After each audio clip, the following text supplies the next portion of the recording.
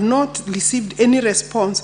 I thought initially maybe for purposes of making progress, if I get a response, I would bring the response. I have not received the response. I would therefore like Honorable Speaker to request that the Senate do take up this matter, because it's not my mandate, and it's important that I re-clarify, and I know Honorable Senators, Honorable House is aware of the mandate between the Ministry and NLC, that it is not, I do not hold the NLC accountable. I'm not, and I do not respond on their behalf. They are an independent commission, Honorable Speaker. They answer directly to the House, and there are ways of this House being able to bring them before the House so that they can deal with the, and they would be the people with the data, the agency with the data that is requested by the Honorable Senator. So I think it would it would be going outside my mandate to attempt to answer questions on my behalf in this regard, because even today, you know, the acquisition, compulsory acquisition, is done by them. What ourselves we do is settlement issues, not compulsory acquisition for purposes of project. Thank you, Honorable Speaker. Honorable Senator Beatrice Agola.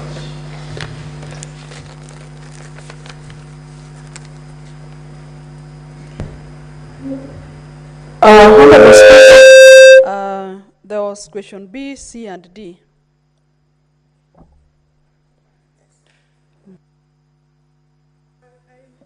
I mean the entire question, because you are asking, Honorable Speaker, the Senator is asking about compensation to the owners in question 2. In question 1, she's asking the list of the parcels. 2 is about compensation, and 3, it's about the projects, explain why in some instances projects were initiated before the affected landowners are compensated. And of course there is question 4. The point is, once the compulsory acquisition is made, it's normally requested by the relevant department or ministry, the entity procuring.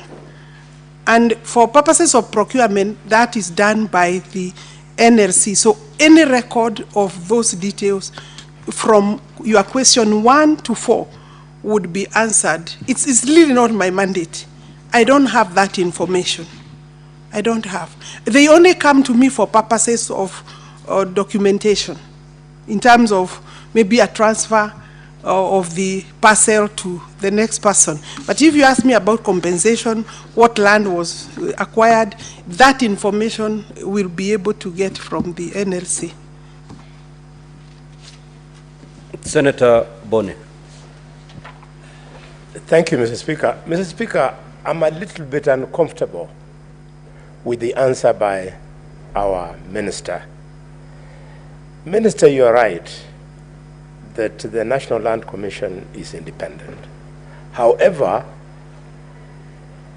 you are expected to do what it takes to respond to our concerns.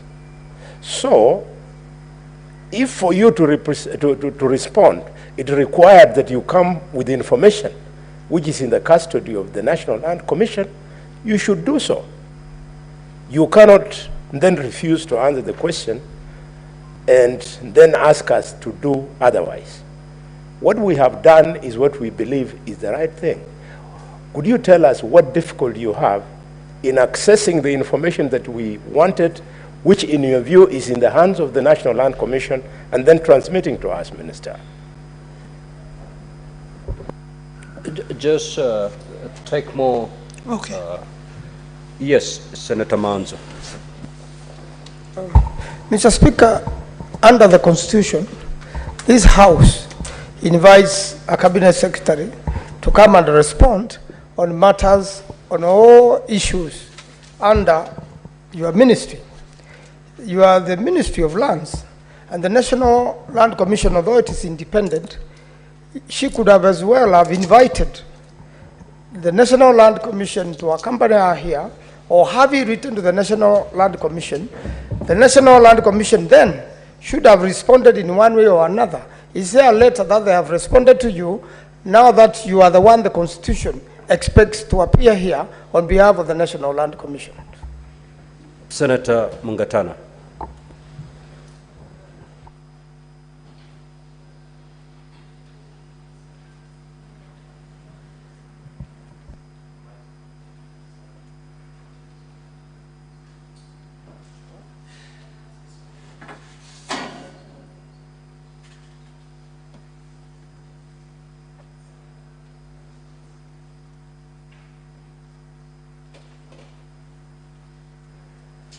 Thank you, Mr. Speaker, for giving me this opportunity. Since the promulgation of the new constitution, Mr. Speaker, there has been tensions, and I'm aware of it, between the Ministry of Lands and the National Land Commission. In fact, previous ministers have had even an open fallout with the chairman of the National Land Commission and the ministry.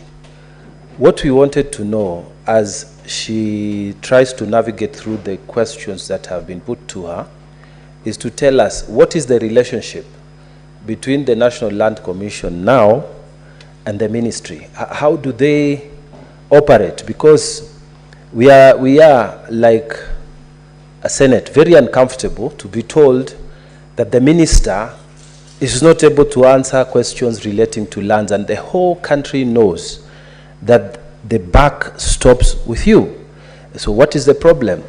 And if they can't take directions, what do we need to do? Because we cannot have people operating without responsibility to the people who employed them. That's the country, Kenya. Thank you, Mr. Speaker.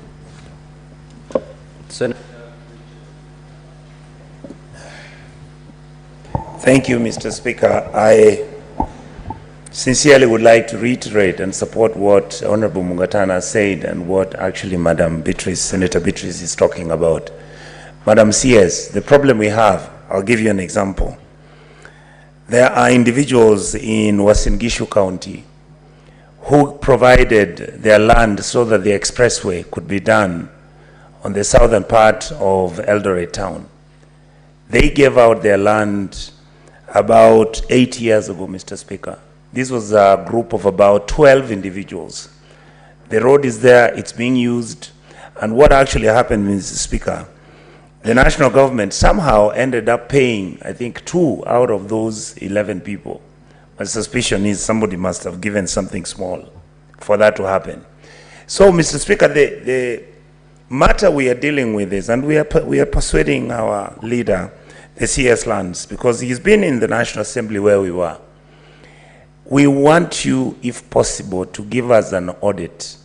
How many pieces of land are controversial, that have had issues between the National Land Commission and owners, National Land Commission, I'm sure there's SGR, National Land with Kenya Railways, National Land with government departments, so that even when the NLC is not able here to come and give us the lists, surely they could have given you the list.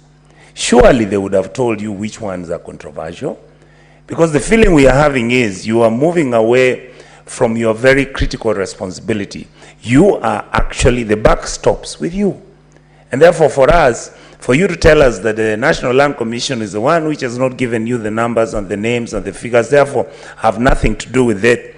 Madam C has given you a history for being a performer. Then it means we would have to start saying how you've been defeated to do your work and your job, which you are very highly qualified to do. Thank you, Mr. Speaker. Honorable CS, you may now proceed to respond. Honorable Speaker, with the great respect, I think the Senate is asking me to do the work of NLC, which I will not pretend, neither will I confirm that I'm able to do. The Commission is an established body under our Constitution. If you look at the questions that you are asking, when I come here, I should be in a position to take responsibility of the information that I bring to this plenary, Honorable Speaker. And therefore, if you ask me to provide all parcels that have been compulsorily acquired by government agencies since 2013, You are asking me to bring information that has been processed by an agency that is not under me. It has nothing to do with land, because if you look at my mandate, it's not about compulsory acquisition. I think that the Senate is in a position to summon NLC, even if not to the plenary. We have request that it is not that I have any issue or unable to do my job, but I am honest in terms of saying this is not my mandate. This is not, they are not officers that are accountable to me. You know, if you look at my department, this is a fourth arm of government, Honorable Speaker, established with specially. So I may ask them suffering from that as a barrier or as an issue. I really don't want to say that we have that. That is not any, it's not that I cannot get this information. That is not any, it's not that I cannot get this information. And I have said I have actually written. But even as I wrote, I knew that the right answer that I'll bring here, that this House can take on, is to request that this House gets the information from the constitutionally mandated body, who you can hold accountable, you can interrogate their list, you can interrogate the compensation. I don't handle their compensation at any time. And therefore, I think I will really beg to be released from that request, because it's not my responsibility. No, Honorable. I think the last one was by Onyonka. Am I defeated? I believe I have answered that.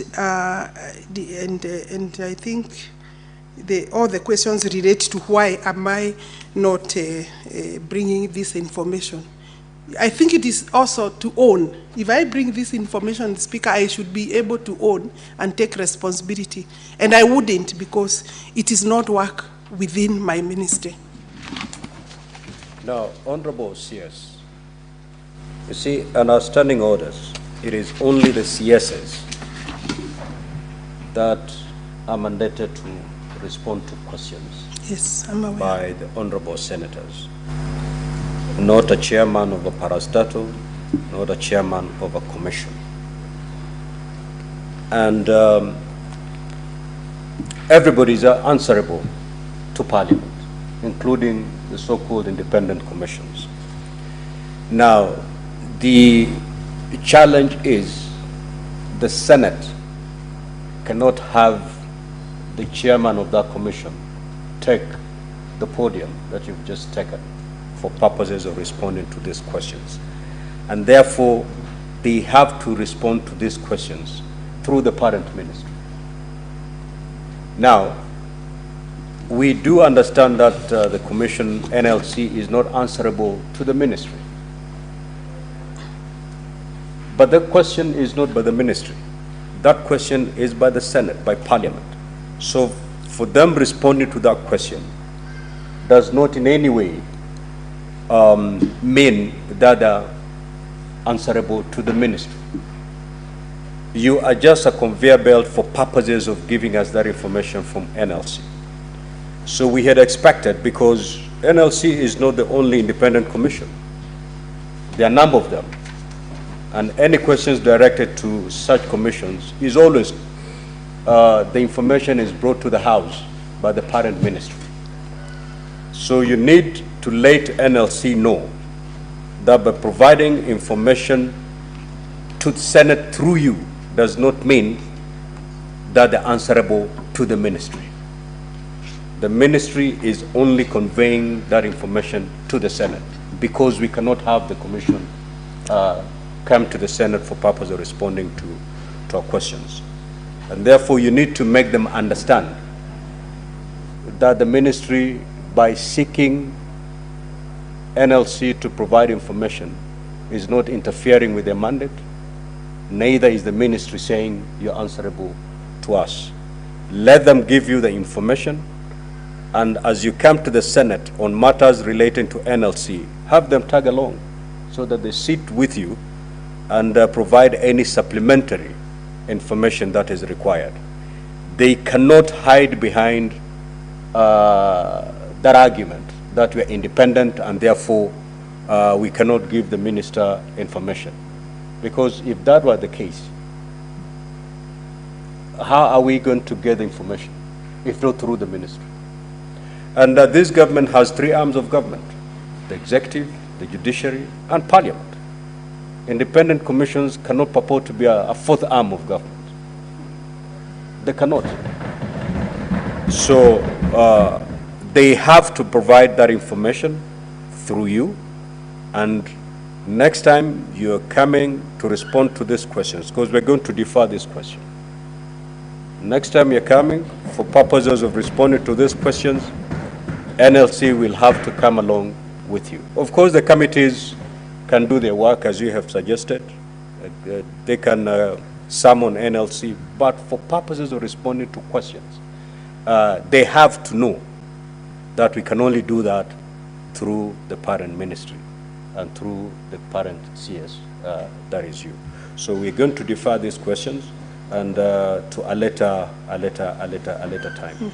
We will now move to... Honorable Speaker, Yes. if you can indulge me, I did not say that they have declined to give me the information.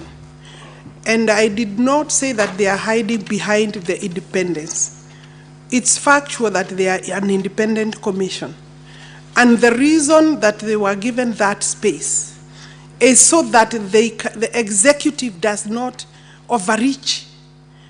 During my vetting, Honorable Speaker, I was even accused of not having a good relationship with them, which is not true. I was also accused to want to take their mandate through some amendments we had proposed.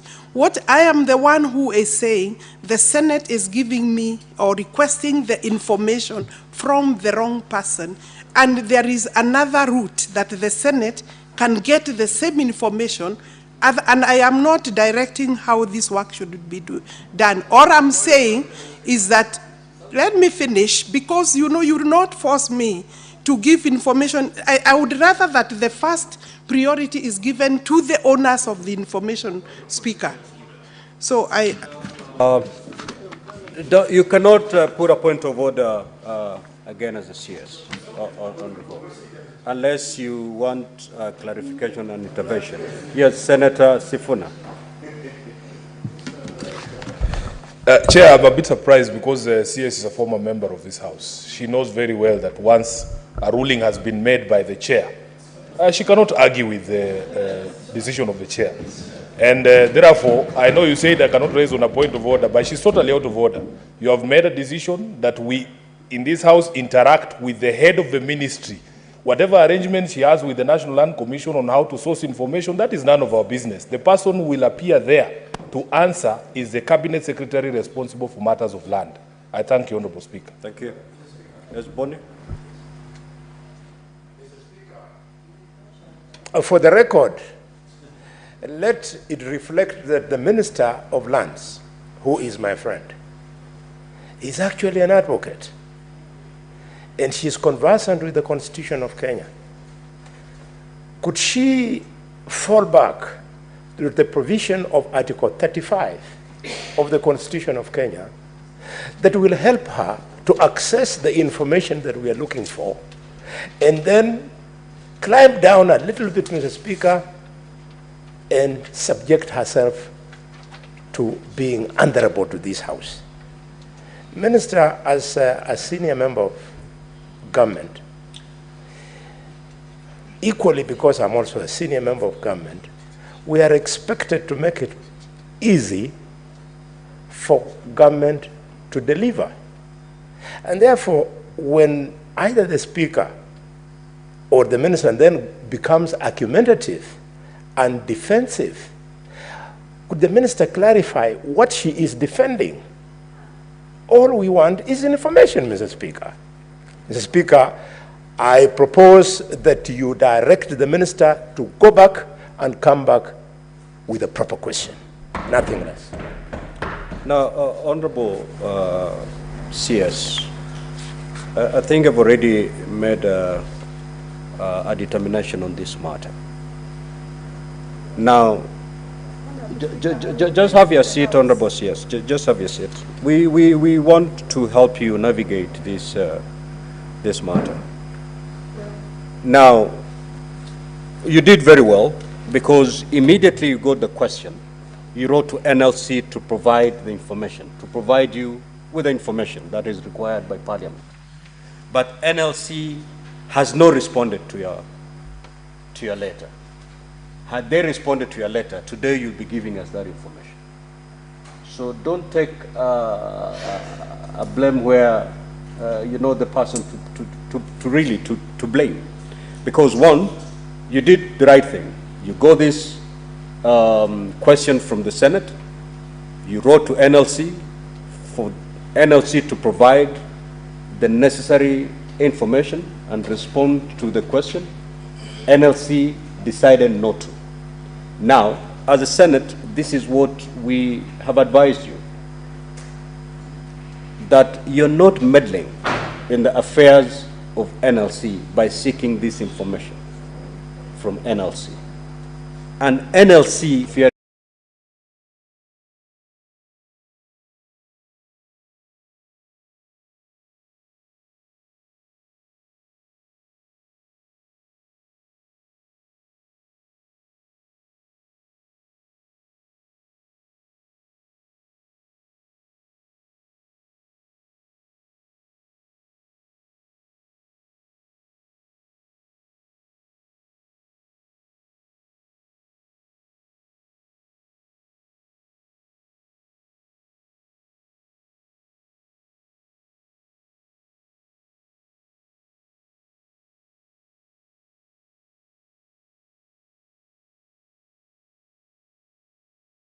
the question, then join that meeting. Yes, proceed. Trevor, we'll move to question number, that is question number 098, Honorable CS. You may proceed to ask the question. Most appreciated, Honorable Chair. Honorable Chair, could the Cabinet Secretary disclose the current holders of the title deeds for the parcels of land in Kamkunji constituency registered as follows? Number 1, IR number 36/VII/1031, on which the Isili social hall stands. Number 2, LR number 36/V11/1031, brackets 619/33, which was designated for use as the Isili open air market. And lastly, Honorable Speaker, LR number 209.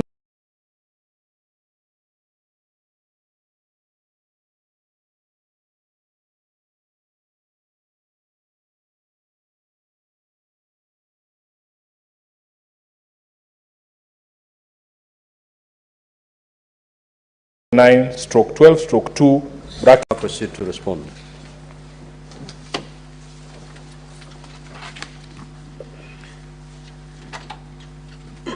Thank you, Honorable Speaker. The question is in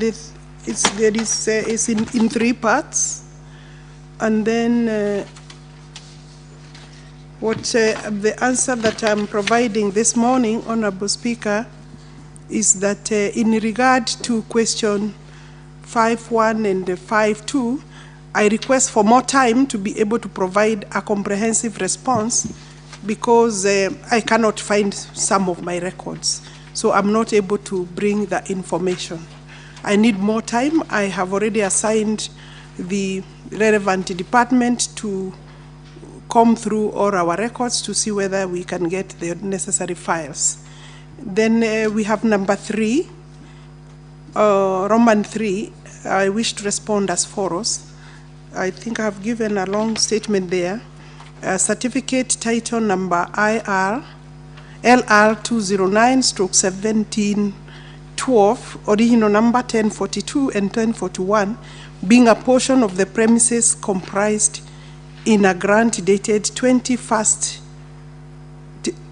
of May 1929, is located in the city of Nairobi, measuring approximately 0.34436 of an acre, for a term expiring on 1st of August 2024, and for a minimum for an annual rent of the amount stated there, 720, and we've given an extra 5 a copy of that title. The land was initially registered in favor of John Herbert Turner on March 1, 1929. The registered proprietor charged the property and a charge instrument was registered on 2nd of December 1930. Later, on 11th of May 1931, the property was discharged and a transfer was registered in the name of Ferdinandis, and Annexure 4 speaks to that transfer. Honorable Speaker, on 27th of January 1933, this property was transferred to Kenya Loan and Discount Limited for a consideration amount of 10,000, but that was in 1933. Thereafter, October 23rd, 1942, a transfer via the public auction of said property to Alan Rakea and Mohammed Sharif, both sons of Nizam Din of Nairobi, and Firoz Din and Azin Din, both sons of Haji Faten Din of Nairobi, as tenants in common in equal shares. Annexure 5 has the transfer by public auction and as evidence. Honorable Speaker, then on 26th of November 1996, a decree by civil case number 3279 of 1994 originating summons was registered against the title, and on November 17, again 1997, a vesting order or transfer was registered transferring this land to Shauri Moyo Furniture Makers Cooperative Society, freed from all encumbrances, and Annexure 6 speaks to that court order. Subsequently, then a provisional certificate of title was issued in favor of the Cooperative Society, Shauri Moyo Furniture Makers Cooperative Society Limited, in 1998, 14th of May. Honorable Speaker, then on 22nd of May 2002, another vesting order was issued transferring the land to several persons, that is Francis Garoya Joroge, Stephen Joroge Irongo, Josephat Mutuku Musembi, Stephen Mwangi Kemani, and Stephen Kamau Mochiri as trustees for themselves and the other plaintiffs as tenants in common in equal shares. And we have also attached Annexure 7, being the court order. Several other court orders were registered, emanating from the same suit up to and including 9th of March 2015, restraining order and prohibiting all dealings. And that order is dated 23rd of October 2019, sorry. And then and this was registered against the state title. Honorable Speaker, on May 25th of March, on May 25th, 2022, for a consideration of 130 million, this land was transferred to Mirage Supply and Contractors Limited. And since then, this property has not changed hands. My record shows that it is currently in the name of Mirage, and I think unless there is any other question, that question is fully answered. Honorable Sifuna. CS, with regards to the first two parts of my question, you have indicated that you need more time. Perhaps you could just indicate how much time you need for us to get these responses. And you have confirmed to me that the cooperative society actually sold this land themselves to a private entity. Now, Chair, I have a follow-up question. The last time that the CS was before this House on the 27th of March 2024, we had a conversation here, and I was very happy with what she said regarding revocation of the title of the land on which Tomboya Social Hall sits. I took the initiative, Honorable Speaker, to write to the CS. In fact, when she was here, she promised us that she would be revoking the title that had been given to a private developer and returning that land to the Nairobi City County on behalf of the people of Nairobi. Honorable Speaker, on the 8th of April 2024, I wrote to the Cabinet Secretary responsible for land because even after her pronouncements, we could see that there was still development going on at the property.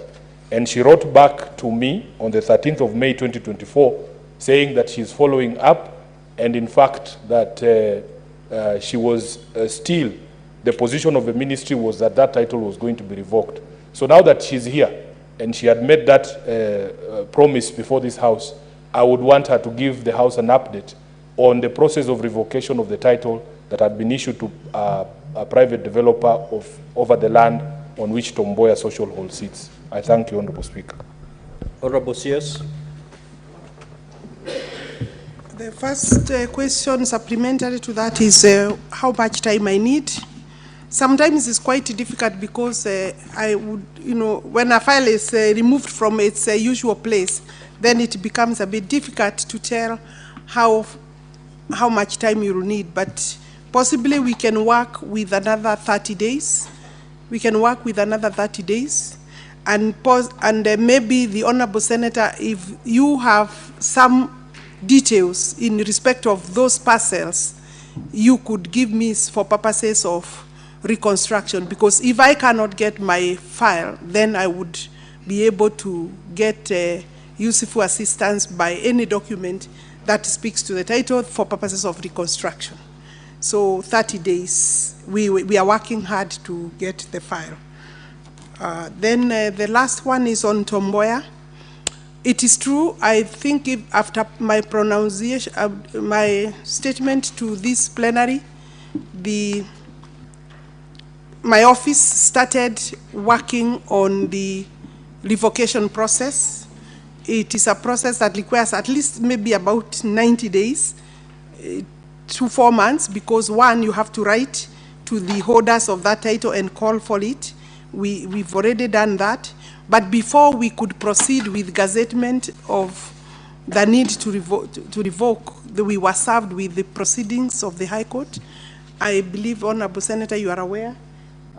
The case number, I had asked for, there is an order for status quo, but I'm still looking at ways of fulfilling what I stated on this floor. But there is a court order. These people have gone to court. They are not relenting, but the position of the ministry is that whichever way, this property is not transferable because it's a secured and preserved space for town hall. So whichever, and we have already filed sub-statements to court to respond to that effect. So in my view, the property is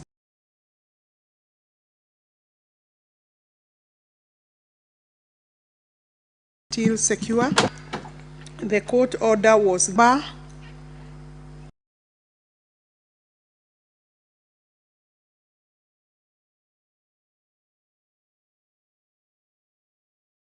Environment and Land Court 0E053 of 2024, filed by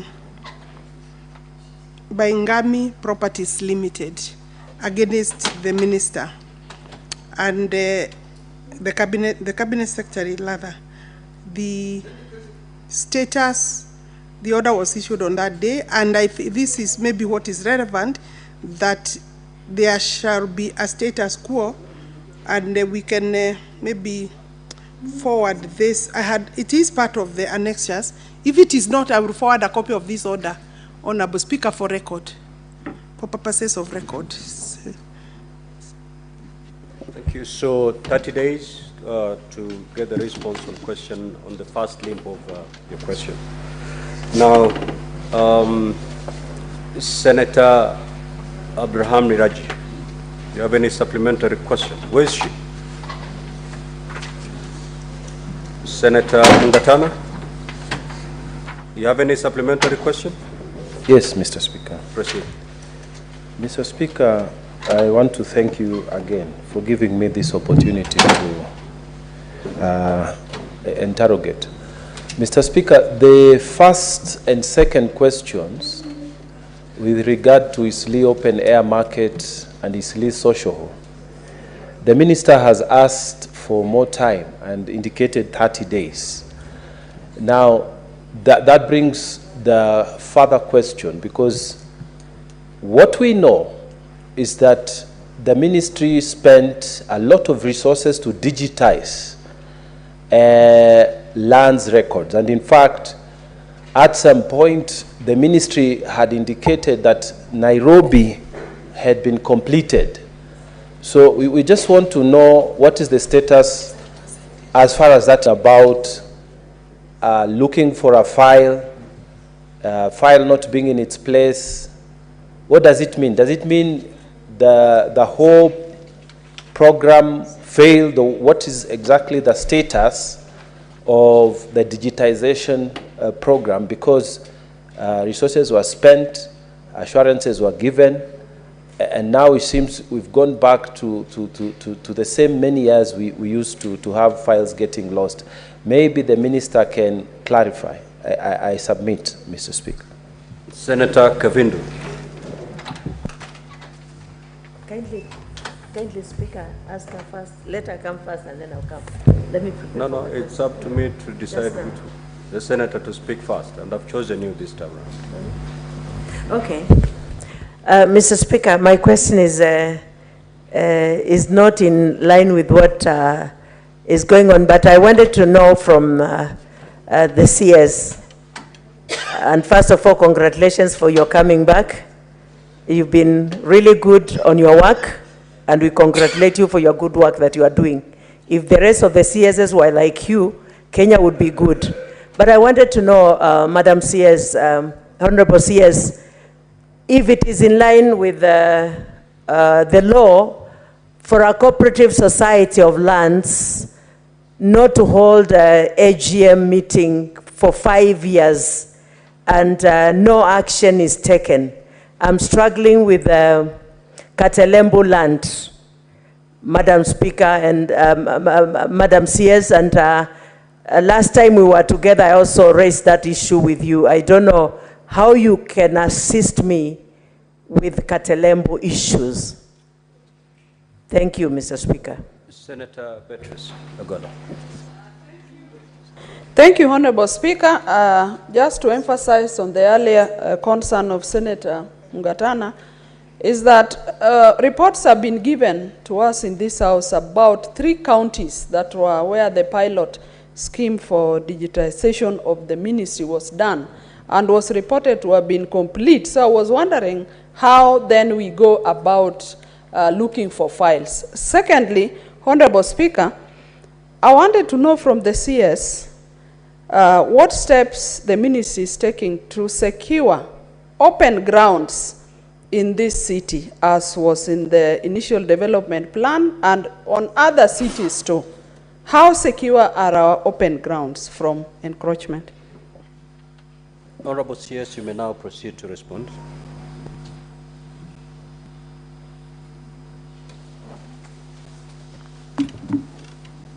Yeah, the first question I think is from Honorable Mungatana regarding digitization, how far we are. It is true the digitization process started in Nairobi registry. How then does that not help the question of missing files?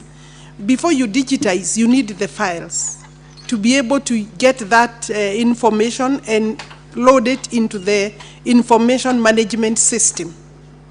If you don't have the file, the hard copy file, then you have no information to put. So there are still a few parcels where their files, the files are not available. The deed file, the correspondence file, if those in that hard copy material is not there, then you don't have that in the system. So that is maybe the response to why am I still speaking to a missing file? Ordinarily, we even for now, even when we have information in the system, because we still have the hard copies, we re-verify just to avoid any mistake. But in this particular case, we don't have any information in the information management system. That is our Adhisasa, and we also can't get the hard copy. So, but we will find them. Normally, sometimes they disappear completely. And that's why I requested support from the owner of that question, Honorable Senator Sifuna, so that if we cannot get, then the people interested or the owners of the property, we request for information from them and documentation, then we'll put it in the system, and then we can be able to gazette the reconstruction and loss of the titles. And therefore, on question of then general digitization, it's work in progress. I'm in Nairobi. Nairobi is at 98%. We are also working in Murang'a. We've gone live in Murang'a. Isiolo we will be launching Isiolo anytime soon. It's just time availability. And then Mombasa, we are at the tail end, maybe at 80%. We obviously are a long way to go, because you know the number of registries are more than 80. Operation ones are about 70, I think 73. My lad registrar is not here today. He had another commitment, but what we are saying is that I did tell this house through the vetting that I need about 34 billion shillings to digitize the entire country. The information system is simply now at about 5 counties in terms of digitization. Because the hardest stations are Nairobi, Mombasa, Kisumu, Nakuru, and the others are, maybe in Kiambu, Murang'a. Those are where we have a lot of them, land titling has already happened. So we still need a lot of time and money. I had said if I got the budget, within 4 years, we can finish. So that's where we are. We now move to question. I think there was a question on Katerombu from my good friend, Honorable Senator Kavidu. Honorable CS, if in a position to respond, you may proceed, because it's not a supplementary. Yes. I would just advise the Honorable Senator, through you, Speaker, that this is a matter that we could write to the Minister of Cooperatives and SMEs, because they have regulatory instruments that can direct AGM to be carried out. So people should not be held at ransom. And I know many land buying companies, like other public companies, take forever and they do funny businesses there. Even when they call AGM, they buy out some members and the AGM doesn't go well. But under the supervision of the government, national government, through the Ministry of Cooperative, that can be done, and done in a proper way. So we can have a conversation, but you could actually go direct to the Minister for Cooperative, and they'll be able to help that cooperative society. Thank you. If you need my support, I'm available. Thank you, Honorable CS. We will now move to question number 071 by the Senator for Kirinyaga County, Senator James Mrango. You may proceed to ask your question, Senator. Thank you, Mr. Speaker, sir. Mr. Speaker, my question was, could the Cabinet Secretary state the number of persons classified as landless, commonly referred to as squatters in Kirinyaga Central Constituency, Kirinyaga County? B, what measures has the Ministry put in place to ensure that all squatters across the county, and particularly those in colonial settlements, villages, along Mount Kenya Forest in Kirinyaga County, are desettled? C, could the Cabinet Secretary confirm when these quotas will be settled, including when they shall be issued with title deeds? And that's my question, Mr. Speaker, sir. Honorable CS, you may now proceed to respond. Thank you. The Honorable Senator for Kirinyaga County, Senator James Murango, is requesting for information on how many people are landless, or people commonly known as squatters. I will start with that question. The classification of people as landless and and commonly known as squatters, is inaccurate because landrest is different from squatters. And in our view, my view, according to Oxford Learner's Dictionary, I took time to seek this so that I can also have a better clarity. The word landrest is an adjective that means not owning land. Therefore, in our context, a landless person is one who does not own land. And basically, in this country, I think those are the majority. Therefore, in our context, this person who doesn't own land, the Land Act number 6 of 2012 defines then a squatter as a person who occupies land that legally belongs to another person or entity without that person's consent. And therefore, these two terms cannot be used interchangeably.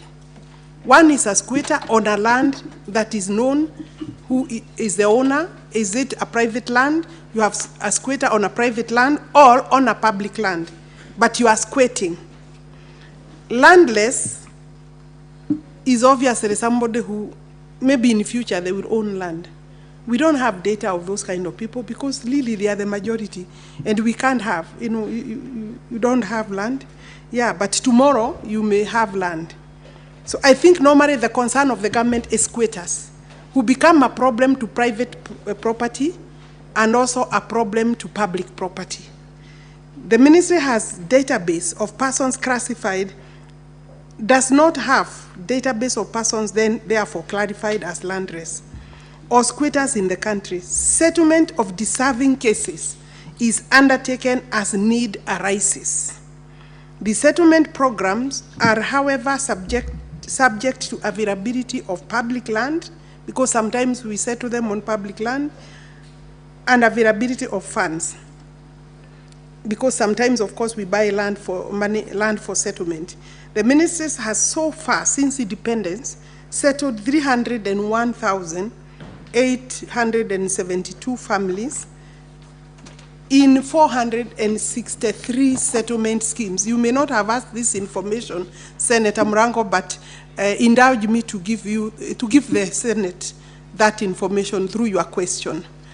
And therefore, we are talking of a total of 1.288,244 hectares of land that the government has given out for settlement, meaning a total of 320.25 acres of land across the country. And this is a big achievement by the government, and this has occurred in 26 counties within the country. In the last 3 years, the ministry has settled 16,376 families in a total of approximately 21,000 hectares of land across 10 counties. Currently, the ministry has no settlement programs in Kirinyaga Central, because I think one question was in relation to Kirinyaga Central constituency of Kirinyaga County. However, colonial settlement villages are a phenomenon inherited at independence. In Kirinyaga County, there are 46 colonial villages with an estimated 5,231 households as shown in Table 1. And that is I have given the list of the names of these villages. Some basic work, initial work has taken place in terms of planning, but we have not completed the planning. What we are saying is that data indicated in Table 1 above was captured by the ministry and forwarded to the county government of Kirinyaga for coordination of activities together with the ministry, because we need friendly collaboration with the county government.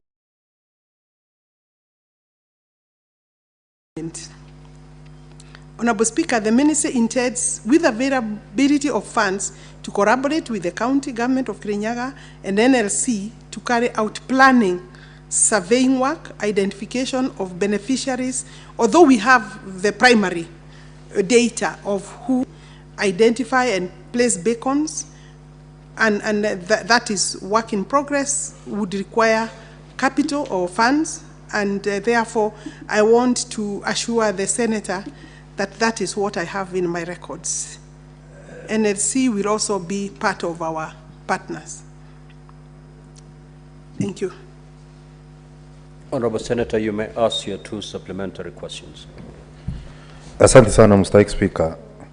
Asante sana waziri kwa kujibu maswali ambayo nilikuwa nimeulizia, na niko na maswali mawili. La kwanza ningeuliza kwamba unajua vizuri kwamba katika Kirinyaga upande wa Mwea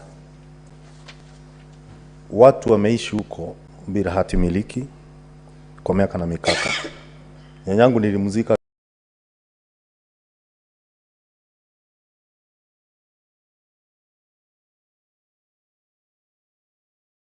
akiwa na miaka 115 na bado hakuwa na hati miliki kwa sababu ya sheria gandamizi ambayo inahusu mambo ya kunyunyizia mashamba maji. Kwa hivyo swali langu la kwanza ni juhudi zipi ziko kuhakikisha kwamba wakazi wa sehemu za Mwea, ile inaitwa Mwea Irrigation Scheme, na pamoja na shamba la Southern Kariama kwamba wamepata hati miliki na ni lini? Swali langu la mwisho kwamba katika takwimu ambazo umeleta siku ya leo kuna vijiji 5260 ambazo zilikuwa ni vijiji za ukoloni. Waswahili husema mgala muwe na haki yake umpe. Toka zile vijiji za ukoloni mpaka leo wale watu wana hati miliki, na unasema kwamba ushapeana takwimu kwa serikali la gatuzi la Kirinyaga waweze kuanzisha mpango rasmi wa kupeana hati miliki. Mimi mwenyewe niko na kijiji ambao mimi niliachiwa na babu yangu ambao haina hati miliki. Huenda nikafa kama sina hati miliki kwa miaka hiyo yote. Ningetaka nijue hizi hati miliki zitapeanwa lini? Asante sana Mstahiki Speaker. Honorable CS, you may proceed to respond.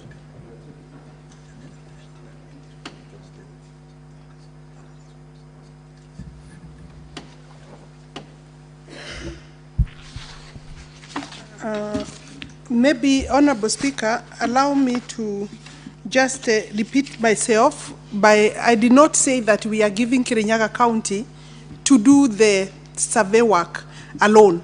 Ordinarily, because they have a survey office, all counties are part of our settlement programs as stakeholders.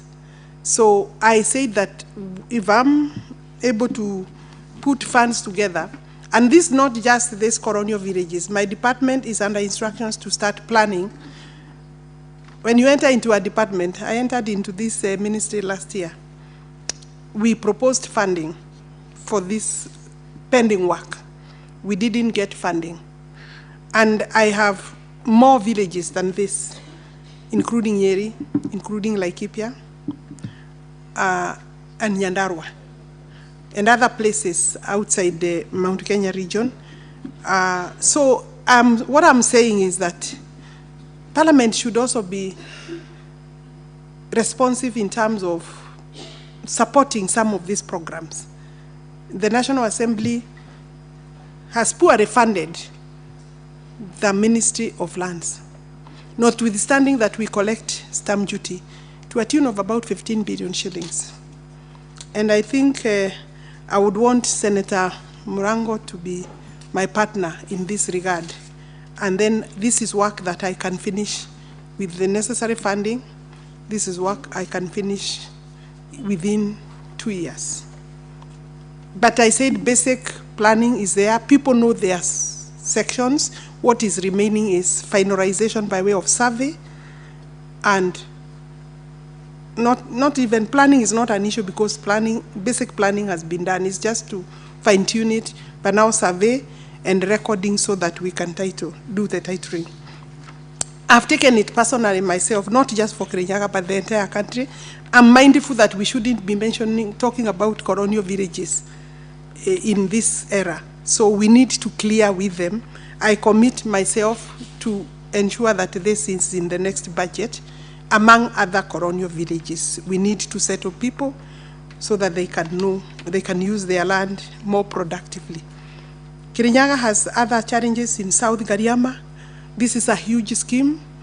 We have finished our work. There has been several cases that have been a barrier, but those cases basically are now agreed upon, and we should be finishing this scheme without more challenges. The small issues remaining now is about public utilities, how much public utilities we have been able to carve out. I think the county is asking for increased public utilities, but that may not be possible considering that people are already occupied and living in the area. But we are in conversation and we will be finishing this scheme very soon.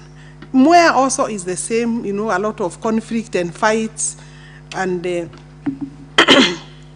but the cases, Mwea has also had cases. I think if we put our attention, we can be able to finish this, and we are already, this is work I have instructed for completion. So possibly I cannot tell you it's a year or two because again I need funding, but let's work with the Parliament to ensure that some of these old schemes are completed. I think the ministry has also failed to, what happens is that, Honorable Speaker, allow me to say this, our people are very litigious when it comes to land. I can tell you I have cases that are old as 40 years.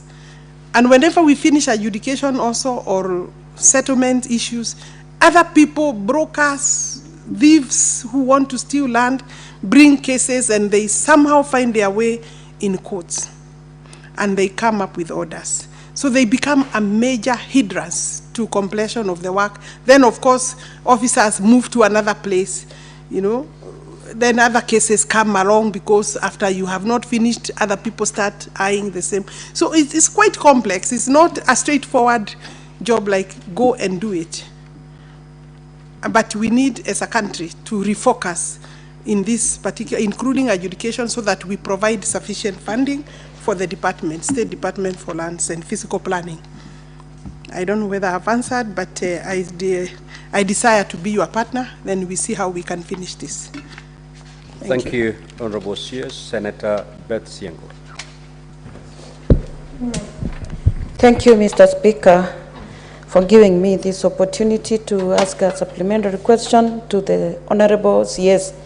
My question is on if the CS could clarify what happens in a situation where 2 or 3 people or more lay claim on the same parcel of land, or on one parcel of land, and rightfully they present even title deeds for the same parcel of land. Thank you, Mr. Speaker. Senator Kenywa. Thank you, Mr. Speaker. For me, I'm concerned about funding because she has repeated about funding for a long time, and she's saying that if she doesn't get funding, she wouldn't do so much concerning the issue of titling, Mr. Speaker. Because I know I had raised the issue of titling of minor village, which she is aware. I had mentioned about Likie. For me, now my concern, Mr. Speaker, is that how much money does the ministry need so that at least she would finish her work? And how much has she gotten? And if the amount she has gotten, how many years then are we going to wait? So that we avoid asking the same question, Mr. Speaker, knowing that she has been given amount X and she wanted amount XY, so that we know how long as Kenyans we are going to wait, especially people from the areas she mentioned, especially in Laikipia, Minor Village, Likie, Marmanete Victis. How long are these people going to wait? Mr. Speaker, the most shocking thing is that when the minister or any government officer visit, they promised, and they give us even timelines, Mr. Speaker. So when people are given timelines, and when the minister comes back to Nairobi, there is no money allocated. So people feel like they have been misled, Mr. Speaker. Thank you, Mr. Speaker. Senator Miraj. Asante Bwana Spika. Swali langu kwa waziri ni kuhusiana na Bububu Settlement Scheme plot number 246 ambayo ilipitishwa na tume ya NLC kwamba wapimiwe na wapewe vipande hivyo vya ardhi. Na nimemsikia waziri kwa kauli yake akisema kwamba akona changamoto ya pesa. Ningependa tu atueleze katika gatuzi ya Mombasa pengine anapania kupeana vibali vya umiliki wa ardhi katika maeneo gani, kwa sababu kumekuwa na matatizo ya kwamba hata baada ya malalamishi kusikizwa na tume husika, baadaye kunatokea watu wengine wanapeleka kesi kotini, na wale ambao washapangiwa kupewa vile vipande vya ardhi wanashtakiwa na kunyanyaswa katika koti zetu. Naomba atupatie mwelekeo ni jinsi gani tutaweza kupambana na masuala kama haya pindi yanapoibuka. Asante Bwana Spika. Senator Kavinda.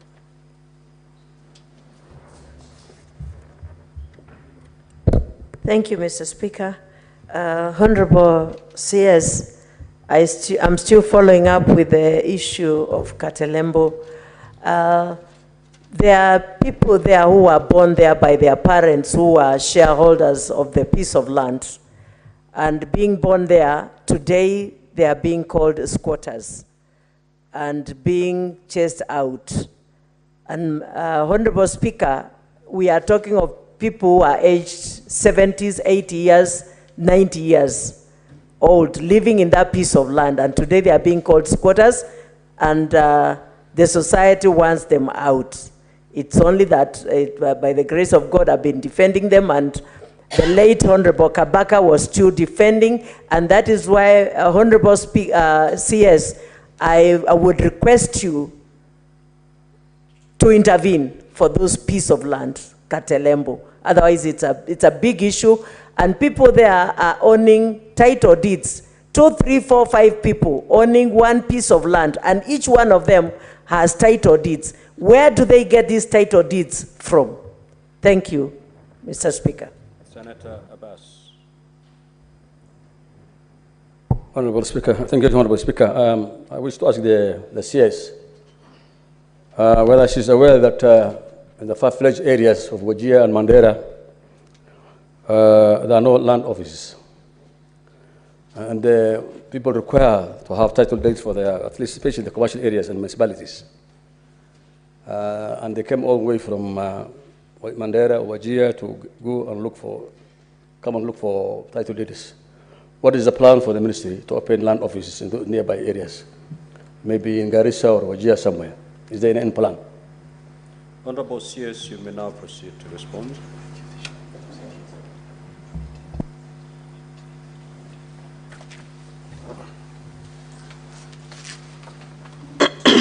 I think allow me, Speaker, to start with the question of Senator Bas, on Garissa, Mandera, Wajir. Where are we? Do we have plans for a registry? I think this is a conversation we can have. The problem is having too many registries and fewer personnel, but also that to do a registry, you require about maybe between 80 and 120,000 for one registry. But we can look and see in between which is the more appropriate in terms of distances and logistics to then agree where we should have a registry. Ordinarily, it's not a very difficult thing, funds being available. We are also partnering with members of parliament to build registries, because short of funding, there is nothing that stops us to establish a registry where distances become a barrier to access to the land rights of people. So I want to assure you that I will take it up and we can have a discussion in my office, maybe with the members of parliament from those regions, so that we agree which are the appropriate places that we can start thinking of a registry. Senator Kenywa is asking me on the question of how much I need, so that next year I don't come here again and say I don't have money and I know what I should do, save that I'm saying we have no funding.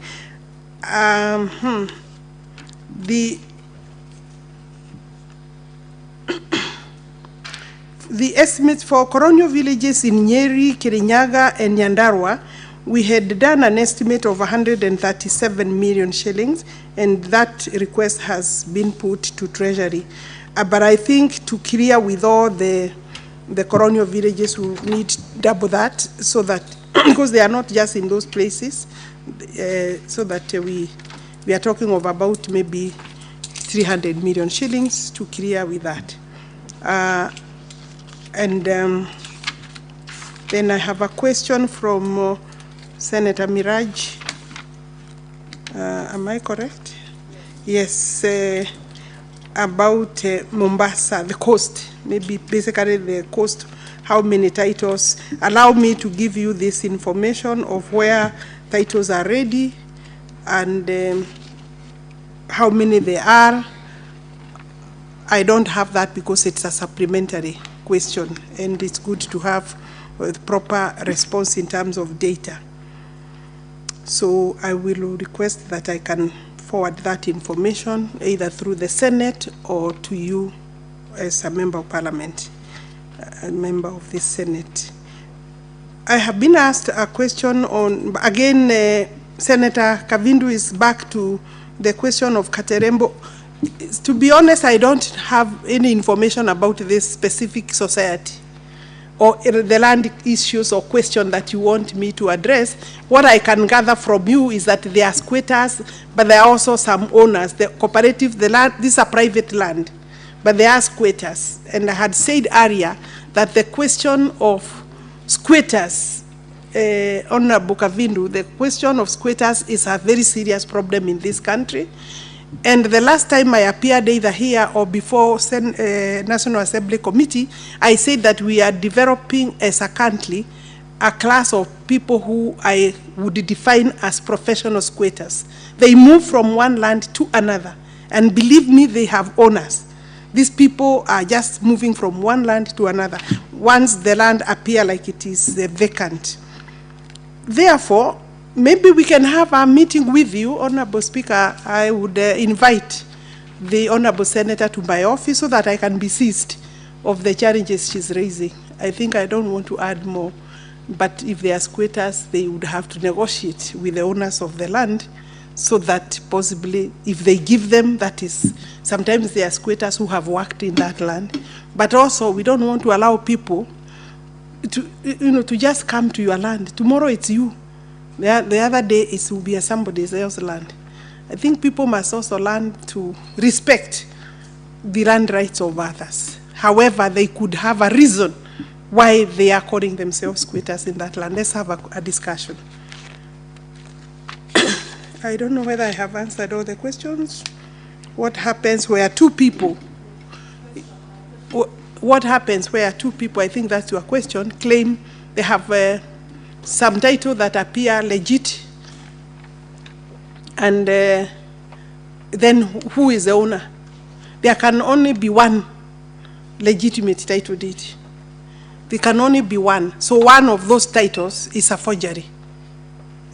So it means then you would have to interrogate the document itself, and also interrogate the record. And the record will guide you to the ownership by name.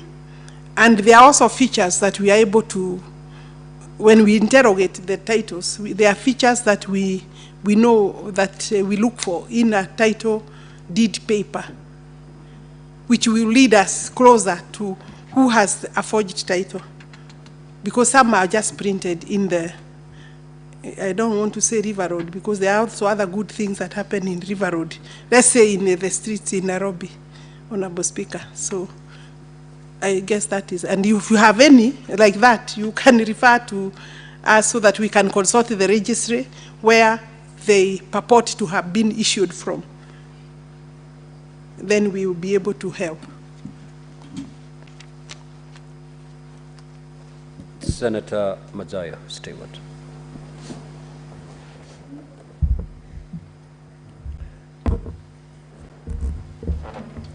Asante, Bwana Spika. Bwana Spika, nataka kumuuliza waziri.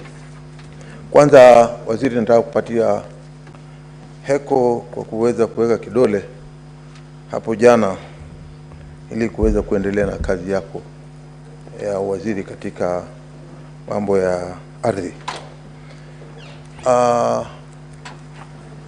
Waziri, kama unavyojua Kilifi County, ambapo mimi ni senator wa hilo eneo, ni eneo la pwani na linajulikana sana kwa maskwota katika Kenya mzima.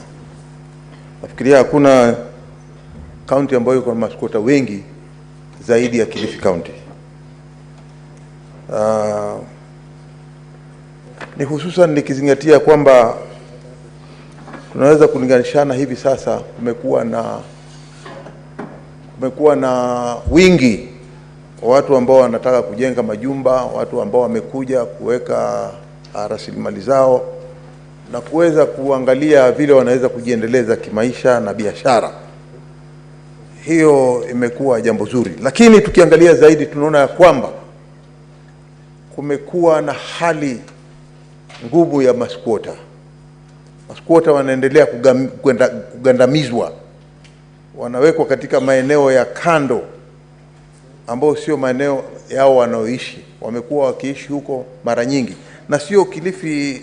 Nikisema hivyo nasema habari ya kama mahali kama Ganze, eneo bunge, mahali kama Magarini, eneo bunge, mahali kama Malindi, eneo bunge, na hata ukija mahali kama Kilifi South kule inaitwa kaskazini ya Kilifi,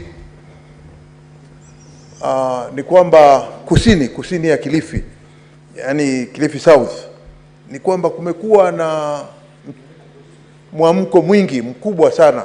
Ukiangalia katika eneo kama la Vipingo, Kikambala, Mtwapa, kumekuwa na maskwota wengi sana. Sasa wanasongezwa, wamekuwa wanapelekwa katika ile hali ya kwamba wanaishi kama ambao si binadamu tena. Watu wanajenga majumba, watu wananunua, na wakija pale wanakuja na title wakisema kwamba wako na title. Watu wanafurushwa wakitumia polisi. Polisi wanatumiwa vibaya, ya kwamba watu wanapewa, wanaambiwa hii nendeni mkaondoe watu katika kikao wanachoishi. Ni hatua gani wizara yako ambayo inahusika na utetezi kama huu unaweza kutetea hawa maskwota? Ama ni wizara yako, ni hatua gani inachukua kuona ya kwamba maskwota wanaoishi kama ni Kaloleni, ni Rabai? Ukiangalia kama Rabai, sasa Rabai eneo bunge lote hivi sasa ni kama ambalo limevamiwa na wale wawekezaji wanaotaka kuja pale kuweka mali zao na kila kitu. Sasa wamechukua ardhi na kuweza kusongeza wenyewe ile ardhi, waliozaliwa pale, na makaburi yako pale, makanisa yako pale, misikiti iko pale, skuli ziko pale. Sasa wanaleta orders, wanakuwa na ile bulldozers, wanaweza kuangusha na kuweza kufurusha hawa. Wizara yako ni muhimu sana. Nauliza wewe, ni hatua gani wizara yako imechukua kuona ya kwamba hatukatai maendeleo yaendelee, lakini pia vile vile wakaaji wa pale, waliozaliwa pale, wanaoishi pale na wana makaburi yao hapo, kuona ya kwamba eneo la makaburi lote linaingizwa tinga, kwa sababu mtu anasema hapa niko na title. Senator, unachukua muda mrefu sana kuuliza swali.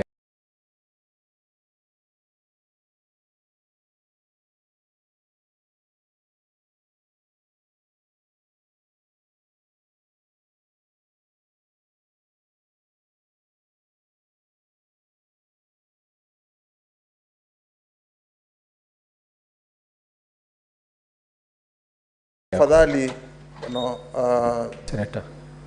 Cabinet Secretary, please respond.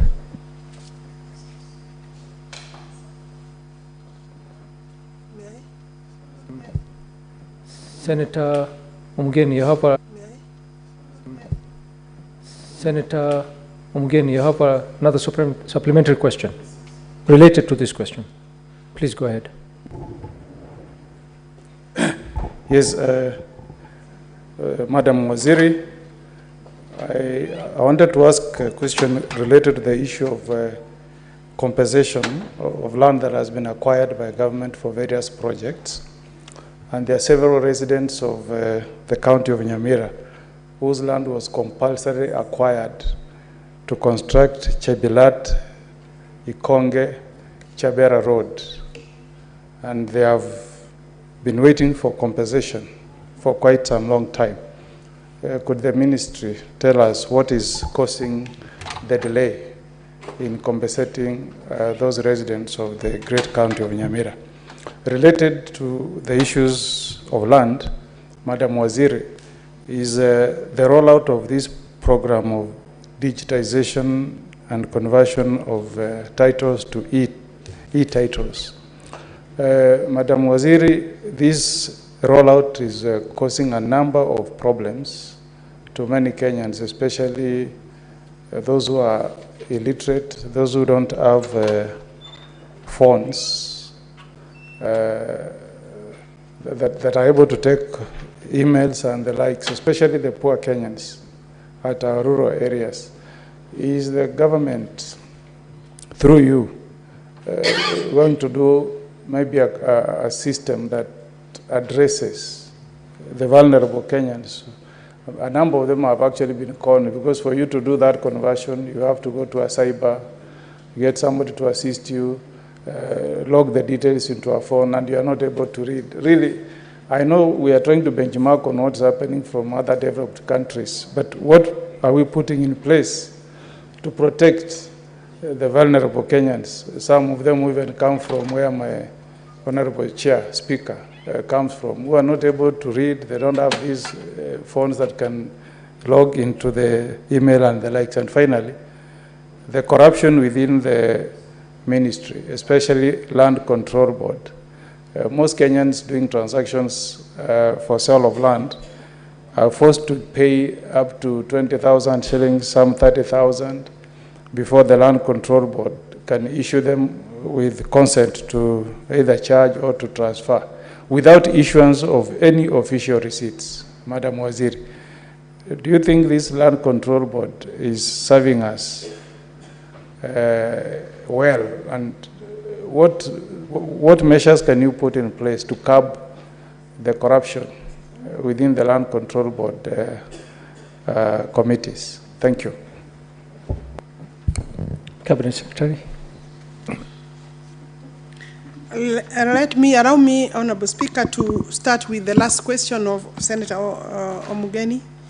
I had responded to the digitization question, but I think your new question is how then are we preparing Kenyans, especially the vulnerable Kenyans, how to deal with how to interact with the information management system, because even maybe the equipments, the phones, the gadgets required, they don't have. Every change has its own challenges. And we have already agreed, and it's a government program that we are digitizing, and we are looking at the larger evil that we are trying to curb: theft of land, security for land tenure, and securing land rights, dealing with the loss of titles and theft of land. I think if you take that against Kenyans who are not literate, then you will find that it's, you know, the bigger problem will be addressed by digitizing. And then we can have a conversation how then we will help. Is it through the ministry that we shall have maybe a section or a department to help the vulnerable that need? And even today, if anybody goes to any registry, they will get help, irrespective of whether you are supposed to interact with them. They will still get help. And I think maybe that's what we should intensify. And administratively, my ministry will look into that. And you have raised an important issue. It is important because the reason we are digitizing is to make easy access, to enable easy access and effective access to land, land records.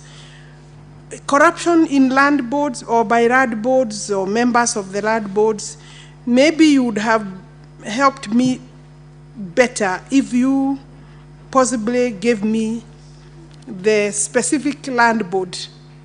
The minister has authority to degazette a board if we feel corruption is a barrier, is a challenge. So give me specific land board and I will degazette it tomorrow. But I will send a message, and I have kept sending messages. We have, if people also give money, I don't know why people have extra money to give for corrupt purposes. I think that you do not need to give any money. Cabinet Secretary, would you like to be informed by Senator Mogeni? Okay. How can I diffuse? Madam Waziri, this is extremely common in Ngong.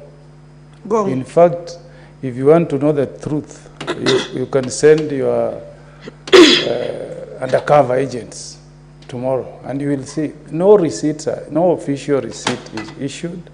Okay, those who are able to pay are issued with their consents faster than those who are not willing to give the bribes.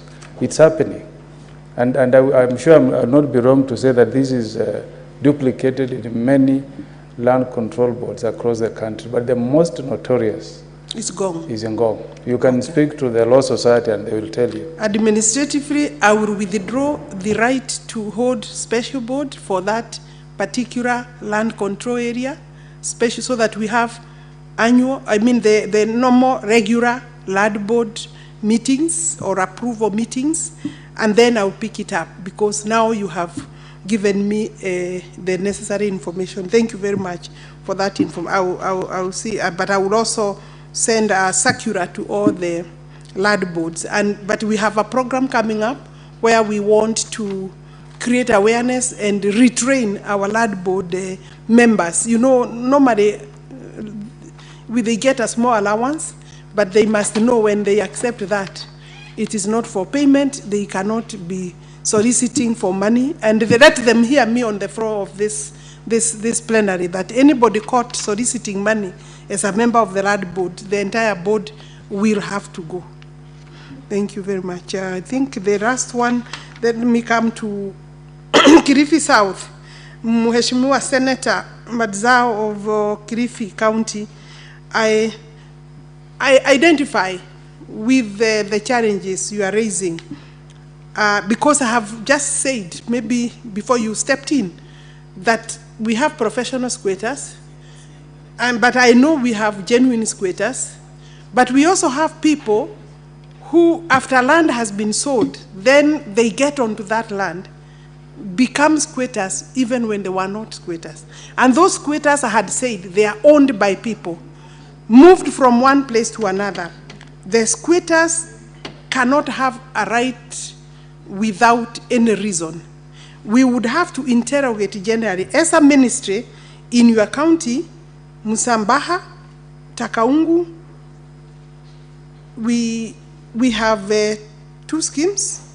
Makaburi, you raised about, we have Musabaha and Takaungu. Those are schemes that are purely meant to give land to squatters. So to address the squatter problem, the program that comes very handy is the land settlement program, where we buy land for squatters. That program requires funding as well.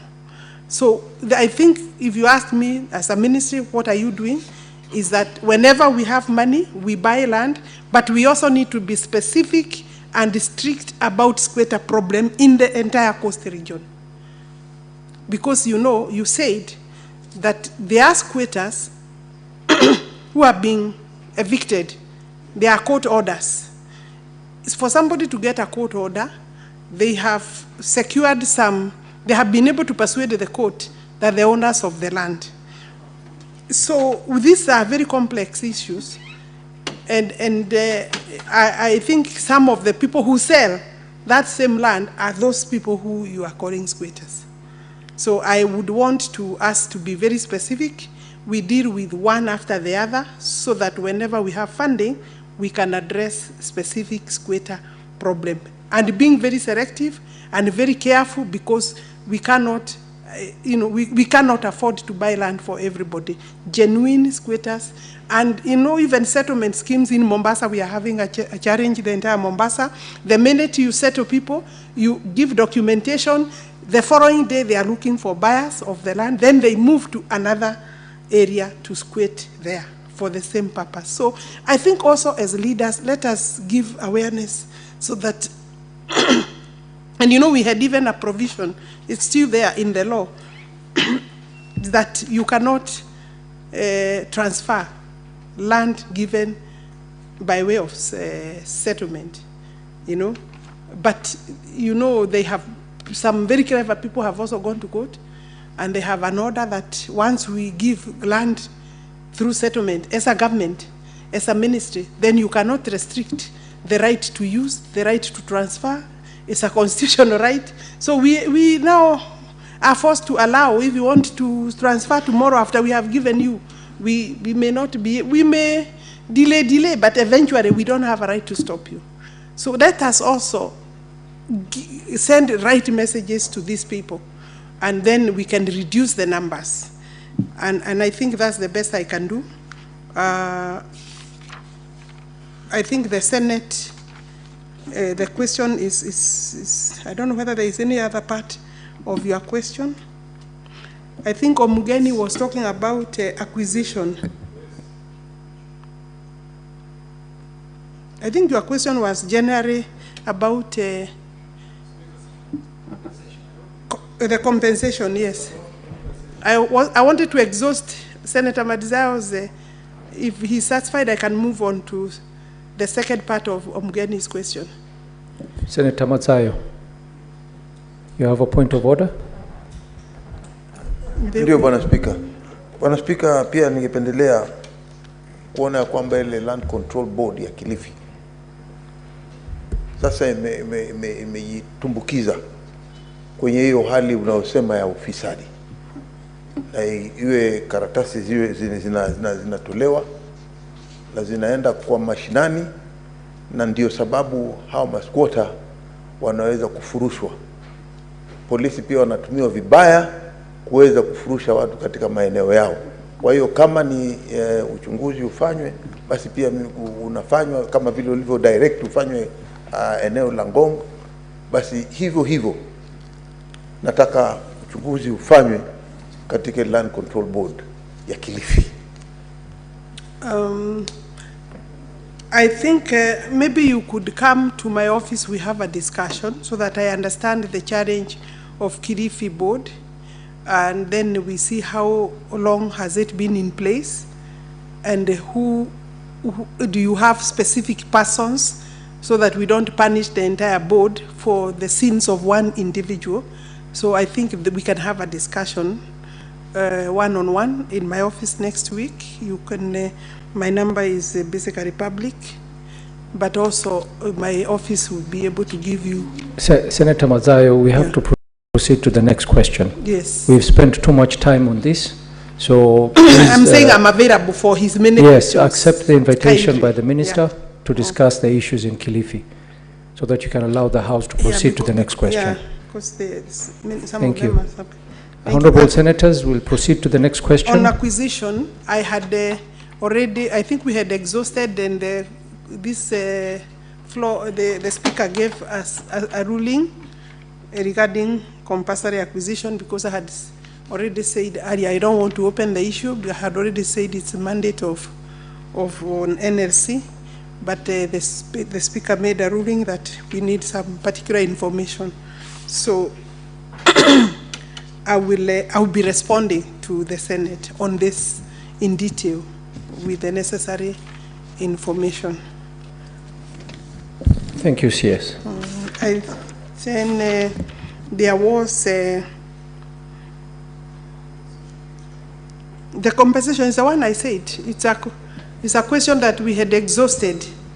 I think Cabinet Secretary. I move to the next question. We'll take the next question Yes. from Senator. Thank you.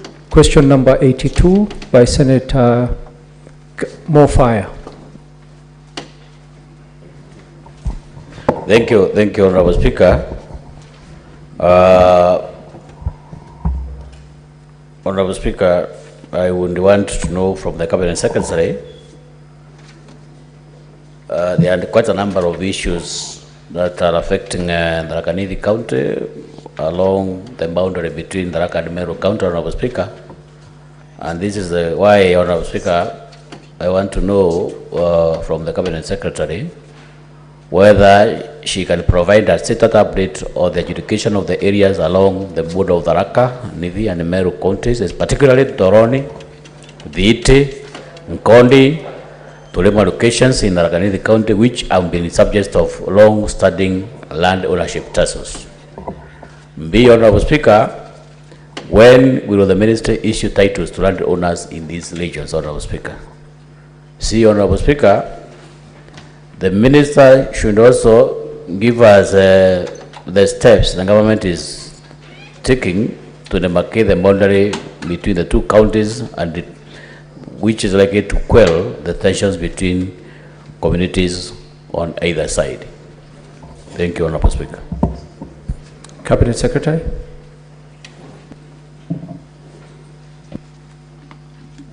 Honorable Speaker, I have provided a response to the question by Senator Mwenda Gataya Mofaya on the status of land adjudication in his area, Tharaka Nithi, and the challenges between Tharaka Nithi boundary and the Meru boundary. And the first question is a status update on the adjudication of areas along the border of Tharaka Nithi and Meru counties, particularly Ntoroni, Thiti, Nkongi, Tulema or Tulimi, Tulema, Torema. I think the E is not there. You know, some of my staff may not have grammatical meaning for some of these words. Locations in Tharaka Nithi, which have been subject of long-standing land ownership dispute. I have a response there. The stalemate on land adjudication along Meru and Tharaka County boundary has not been unlocked yet, as there has been no consensus between the disputing communities. This boundary has been contested over the years since 1992. The solution of the same will pave way for ascertainment of land rights as adjudication officers for the respective adjudication areas will have clear jurisdiction on the extent of their areas of operation. And this is because definition of adjudication sections follow established administrative boundaries. And this is the response, therefore, that the Honorable Senator should take, that for us to do adjudication sections, we follow established administrative boundaries, which then has been disputed, and therefore we stopped the work.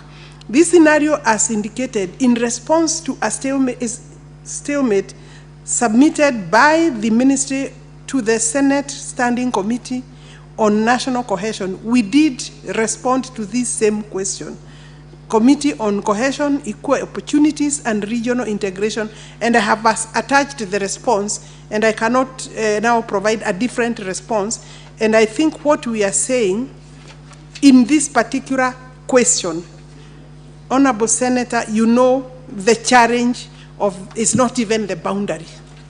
The challenge is the people, and allow me to use this floor, Speaker, to address the people of Tharaka along this boundary and the people of Meru. What they are asking me to do is to do gerrymandering along the administrative boundaries or the county boundaries. There are people who are Tharaka. They are living in Meru or in an area said to be within the boundary, it is Meru. And they are saying, you cannot give me, my land cannot read Meru because I am a Tharaka. When you go to the Meru people, then they have land in Tharaka. And this is very unusual because today I can buy land in Nairobi or Kiambu or Baringo. I cannot demand the boundary to be changed to suit my ethnic community or background. So the elected leaders must help to tell people, if you are living in Meru, allow us to demarcate and title your land as that land is in Meru, because you and the land are two different entities. One is a person, the other one is land. Honorable Speaker, this is a very peculiar position we have here, because people living within Meru County and they are Tharaka, they are saying, no, my title cannot read Meru because I am a Tharaka. People in Tharaka and they are Meru, they are saying the same. This is a very simple problem. Maybe we should just come there. The last time I was in Meru to give, in Tharaka to give titles, and Meru, during JK members and other leaders there said I should not touch the question of administrative boundary. The response to the question of administrative boundary, to deal with that, Parliament has to give a resolution if we shall alter. But this particular case, and I'm speaking also to the governors of the two counties, this particular case will not be resolved by altering the boundary. And altering the boundary, you need a commission, either IBC to be appointed by Parliament to do this specific work, but we shall not have resolved the problem. I have adjudication sections, but we cannot do them because my officers were chased by your people, Honorable Senator. And that is the answer. And we shall remain like that until they accept that if your land bill is in Meru and you are Tharaka, where utaka Tharaka, you will stay in Tharaka. But you can sell the land if you don't want to be in Tharaka, if you are from Meru. You can sell the land and buy your land in Meru. I think these are the messages you should help me, Honorable Senator. We can do a baraza if you call, talk to the Jorizeke people, ask your counterparts in Meru to talk to each other, and we resolve this. I will need less than 2 years to give you titles that are remaining for the sections because we have already declared the sections. Honorable Speaker, that question, we have declared the sections, and what they are asking me, they know will not resolve the question of titling. It will not, redrawing the boundary will not happen around that area, not easy. Because the way they are saying that it should be drawn is really not practical. Because I cannot now remove your land and put it in Meru, so because you are a Tharaka and your land is in Meru, and that's where you are living. So, Honorable Speaker, I hope Honorable Senator, and he knows this problem, he should be my supporter so that we finish. We accept the boundaries.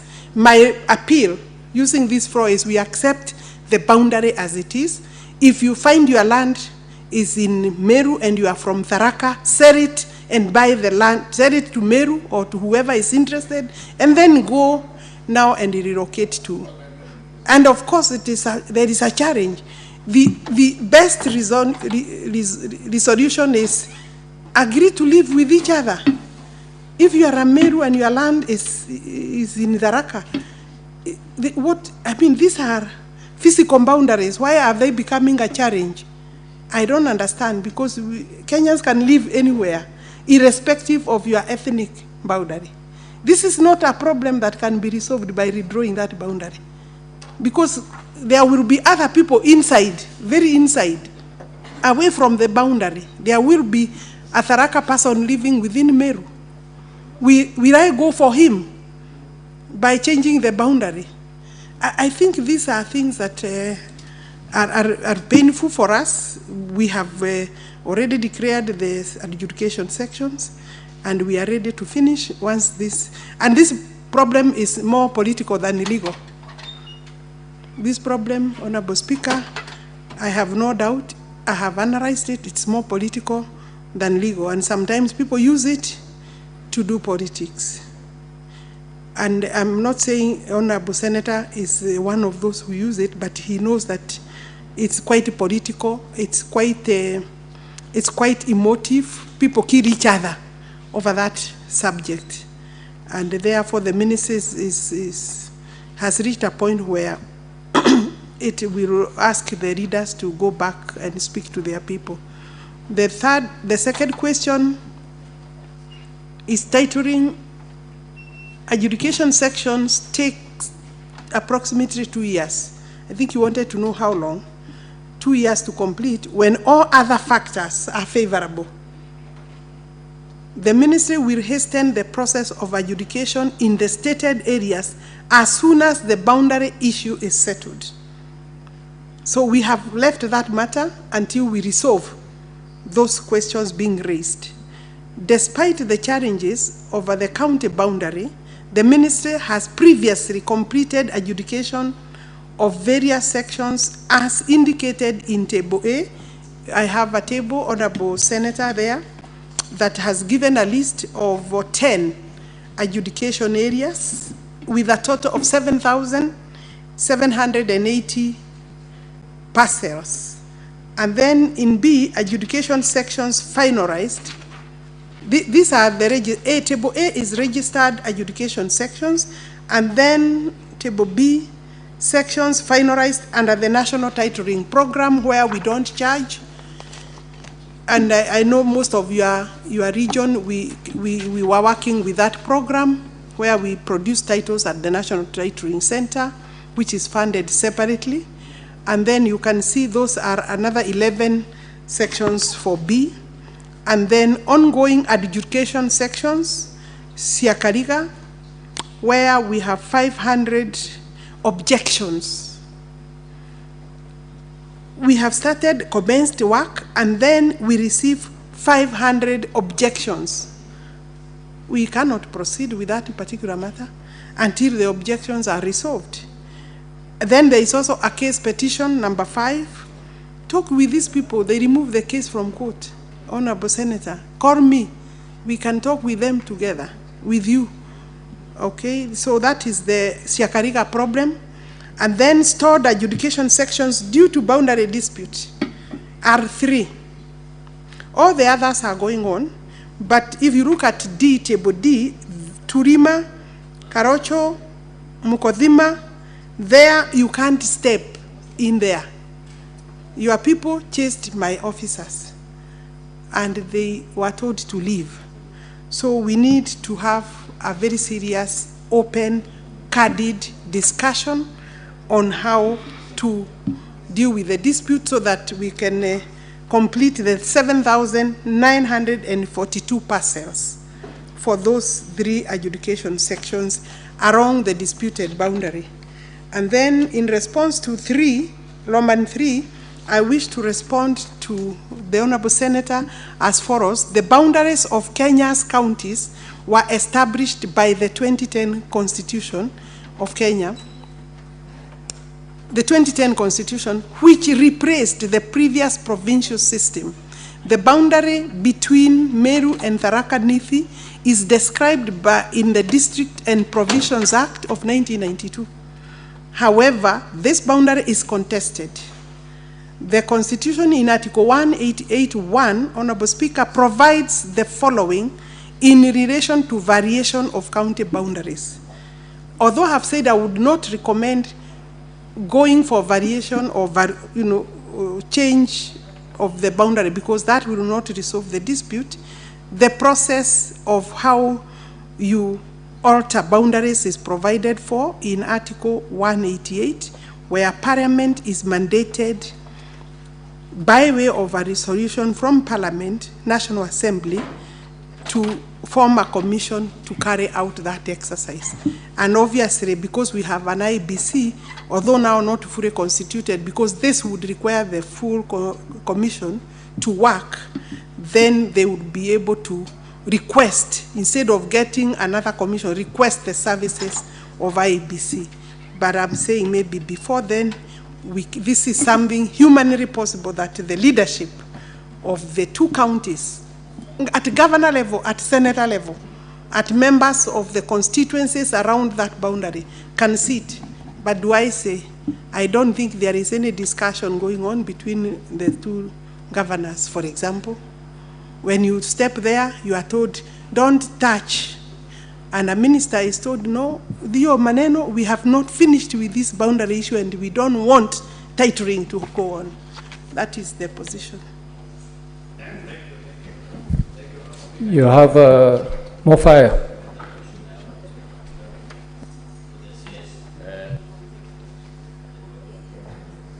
Honorable Speaker. Use the mic next to you, more fire. Honorable Speaker, I am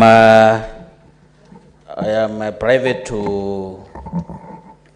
all the information of Madam Chair that you have given, that this dispute between the 2 counties is perennial. It has quite affected quite a number of people. But Madam Chair, you are aware, and I'm aware, that there is a commission which is whose report is in your ministry, the Home Commission, which was instituted I think some 10 years ago. Ogongo Commission, Madam says, and give solutions to all the problems that we have highlighted in your report, which was supposed to give guidance on how to solve the problem between Meru County and Tharaka County. That report, Madam CS, has never seen the light of the day. It has never been implemented. I don't know for what reasons, Madam CS. And that report, Madam CS, can be a very, very serious, strong guide to guide you as a minister, to your officials, to address those problems you have just highlighted in your report, Madam CS. Because, Madam CS, I have also captioned in your report D, where you have stated you have stalled education schemes due to boundary dispute between Meru and Tharaka counties. This is the education section, which is Turima, Karocho, and Mukodima. Madam says this commission fully addresses the way forward on those 3 education sections. So, Madam says, I don't know whether you would be private to that report. You give this House why this Ogongo Commission has never been made public and why it has never been implemented close to 15 years down the line. 2, Madam CS, I have captioned you say that my people chased your people. You know, Madam CS, this is a house of record. This is a house of evidence. Would it be prudent for you, Madam CS, maybe to provide evidence where my people, when you say my people, you are saying people from Tharaka County where they chased your branch education officers. When? Did they make any report to any police? Do you have any report to that effect? Do you have any OB number? Because, you know, Honorable Speaker, when you say my people chase your people, that borders on criminality. So do you have any report that can be tabled before this House that people from Tharaka and Tharaka in particular chased land education officers from your ministry? Honorable Speaker, I think I would want to know, 2, the own commission, when will it be made public? Because it can give solution to all these problems that Madam CS are just highlighting this before this House too. Very well, Senator Mofao, the question has been heard. Senator Cherargei, you have a supplementary question? Thank you, Mr. Speaker. So mine will be a question, follow up on supplementary. Mr. Speaker, I've heard the CS saying squatters or squatters. We also have similar problem in Nandi. Mr. Speaker, I want to ask the following question, that what is the status of the titling of Kimondi Forest squatters or squatters, Mwein Kechire in Chesumei, Okiek at Kebeni Nandils, Talai in Kapsisiwa, removal from detention, Libon of 1934, the titling of squatters in Tindred around Kimwani, Chepsangwer, and Chemas, Mr. Speaker, and also the state of titling of Koibem exchange program in Chepkumia ward. Could the CS provide the status of titling of these areas I've mentioned? I thank you, Mr. Speaker. Very well, Cabinet Secretary. Let me start with Honorable Senator Cherargei. Maybe the definition of a supplementary should be a question arising from the same question. Although it is a squatter issue, it's a different region, it's a different place. I would want to request the Honorable Senator to allow this response to be provided later, because you can see he has mentioned about maybe 5 programs there. I can have this filed to the Senate for him to read, and there, if it is not sufficient, he can contact me, or if there is action needed, we can look at it. I have my Director of Settlement here with me, and he will start work on it immediately. There is a report, Honorable Senator, from Tharaka that he has referred to. Yes, the report was filed, it was completed. Tharaka Nithi, yes, Senator Tharaka Nithi. Sorry, did I call you Tharaka? Tharaka Nithi. Senator for Tharaka Nithi. Senator Cherargei, the CS's phone number is public information. It's private. I had said it's public, but yes. If he wants my number, he can talk to me when I am leaving. I'm surprised he doesn't have. I have his number, so I'll call him. I will call him. Zachary Ogongo report, Honorable Senator for Tharaka Nithi. I beg your pardon. The report we have, and it recommended implementation, but it is not possible to implement this report because it requires cooperation and working with Tharaka Nithi people and Meru people along the boundaries. So what I was saying is that we need goodwill, and people must first be disabused in terms of their mind so that they know we cannot move the boundaries to come for you where you are. And I know the report is there. The recommendation for activities will still require people to stop being hostile. And I did not mean the Tharaka Nithi people alone. I mean the people along the boundary, the disputed boundary, because it is known where it is, and it is from both communities there, and they know, and they told me personally, the last time I came to give titles, they said that is a no-go zone for the time being. I personally was confronted with that hostility, and it's okay, I understand, because there are disputes, there are issues that are pending which need to be resolved. That's what I'm saying. And I'm saying we cannot sweep under the carpet. We need to call them by names in terms of the challenge. But we can go through that report with you if you are really willing to go along with this to the end. But we need the cooperation by both governors. We need conversation and discussion where two governors can also come to table. And because we can come there with the county commissioner and with my security teams. But when I leave and they leave, we don't want to leave people fighting. We need first to create a peaceful environment and acceptance of the challenge and how we will deal with it. This must be adopted by the same teams.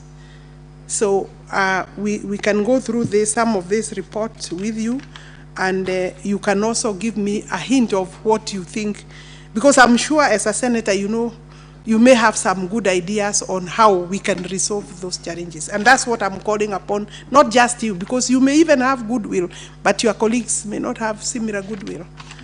Honorable Speaker, I think I have responded to the supplementary questions. Very well. We'll take two more. Because I still have more questions. Yes, you still have, and there's some interest by some senators on the same question. So very quickly, we'll take one question from Esther, and then another question by Chute, and then we proceed to the next question. Senator Mofire, we are really running out of time, and we have two more questions to go through.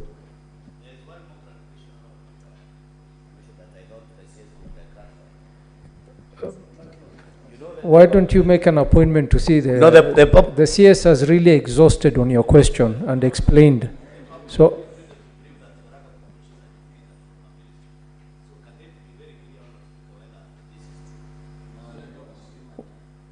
sorry, I didn't catch the question.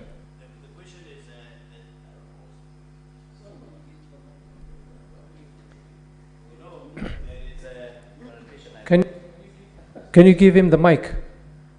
That mic seems not to be working. Give him the next mic.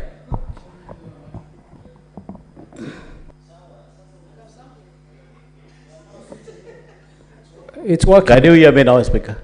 Thank you very much. There is one clarification, Speaker, I thought I could get from the CS, because we have been depicted as Tharaka people, that they chased some educators from the education sections. That's what the CS just alluded to before the floor of the House. So I thought maybe whether I could get some clarification on whether that statement is true or not, because I am not aware of any officer who was chased away, or maybe on those education zones, by people from my constituency and from my county for that matter.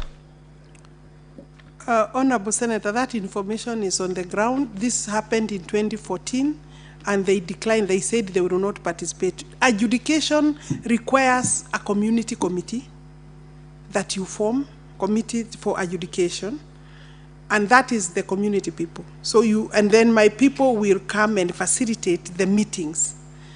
They said they don't want that work to be completed until the dispute is resolved. And that is how now even, the Zachary Commission, the report was, we went now to report issues. I think we have agreed there is a dispute. And I'm sure you know that, the dispute exists. If there is a dispute between the two communities, what else, how else is the ministry going to work? We deal with the dispute first. And I'm not imputing bad faith. I'm not accusing. They know, they told me personally. The evidence is myself, when I came there last, they said we must resolve Tharaka, Nithi, and Meru boundary dispute before we can deal with Ayud. Because you see now, they saw I was giving titles. So they didn't know whether I would now come to give the other titles of the remaining adjudication sections. But they were very clear that this issue must be resolved first. So if you ask for an OB, I think it's like we are now doing a case here. I thought I am responding and giving you the facts from my record. And I think my ministry can, if they are beaten, chasing is by, you are just told, no, stop the work. It's not something you can force. There has to be dialogue and acceptance. Yeah, thank you, Cabinet Secretary. Senator Esther, and please ask the question very quickly. Thank you, Mr. Speaker. My question is regard to the land title deed tussle. In the larger Gusii region, Cabinet Secretary, we've been, most families have been in the corridors of justice as a result of succession issues regarding, at times, rogue ministry officials who are forging some of these documents. What plan does the ministry have to address this issue? Because largely, we are also failing in terms of sensitization.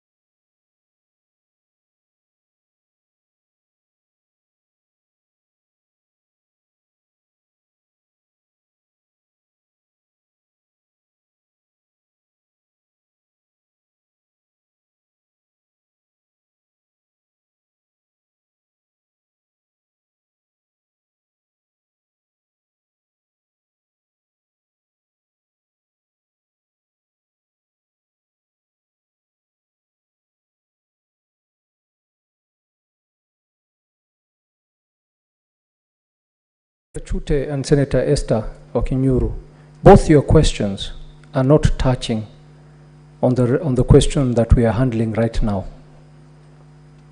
So I think I will have to go straight to the next question, because the supplementary questions are supposed to be related to the question raised by Mo Fire. And to me, we're just wasting time. I will allow the CS to answer after she has taken the next question. But it is not related to the supplementary. You know the rules of the House very well. So, Honorable Senators, we will proceed to the next question by Senator Lomenen. Senator Lomenen, ask your question. Thank you, Mr. Speaker. Senator Cherargei, what is your question clarification? And you know we are tight on time. We have another CS to appear. Okay, thank you, Mr. Speaker. Mine is just to request you, because the House is always alive to many matters. Why don't you use power of your standing order number 1? Maybe if the CS is not with answers, she can provide next time, or rely us with your office for the convenience of national public interest. I thank you, Speaker, for that indulgence. Very well, Senator Cherargei. It's a good suggestion. I will ask the CS when we are concluding with her questioning, she can make remarks related to that, Madam CS. Senator Lomonen, go ahead. Mr. Speaker, in relation to question number 094, because of time, I want to inform that on Wednesday last week, we met with the President, His Excellency, the President of the Republic of Kenya, with the leadership or elected leaders from Turkana County, and we discussed in length this issue of housing. Because we were contented and we were all... Senator Lomonen, I don't want to interrupt you. Yes. But you know the rules of the House. Yes. Are you withdrawing the question, or are you asking the question? I am...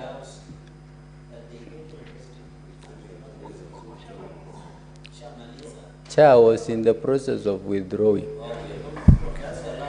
Senator, let me remind you, once the question is on the order paper, it is the property of the House. So I would guide you to read your question, and the Senate and the Cabinet Secretary will respond to it as required by the rules. Thank you, sir. I had also consulted the first speaker who was there, and he advised me to do so. So I can... Just one moment, Senator Lomonen. Yeah. Just one moment.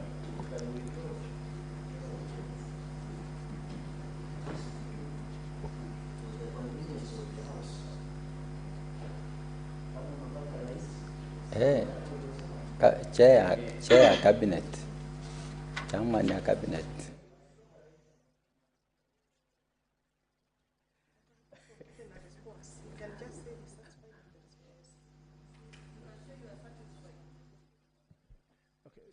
Senator, I will allow you to withdraw your question, but if there is any other senator who wants to ask a supplementary question touching on that matter, we will allow them to ask. The question. Yeah. Thank you. Yours.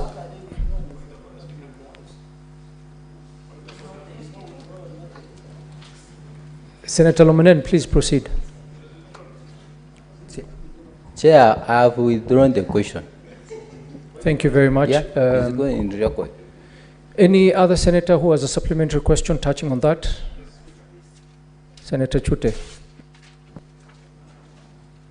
Honorable Speaker, you remember I asked a question based on the issue of housing, and that is what Senator Lomonen also was asking. With your indulgence, please let me request the CS to answer that question. It is because the question is touching on national interest issues and public interest. So please kindly allow her to answer that question, please. Very well, Senator Chute. So your question was on Buxton housing project. Cabinet Secretary. Honorable Speaker, there are two questions. One from Senator Esther Okenyuri, where she's asking to know, I think basically is a concern regarding cases of succession being mishandled, and she's wondering what I would maybe help in that regard, how I would help in that regard. But I think as a senator and as leadership, it is important to continuously say and tell our people that they must deal with the officers from the ministry. And every registry has a registrar.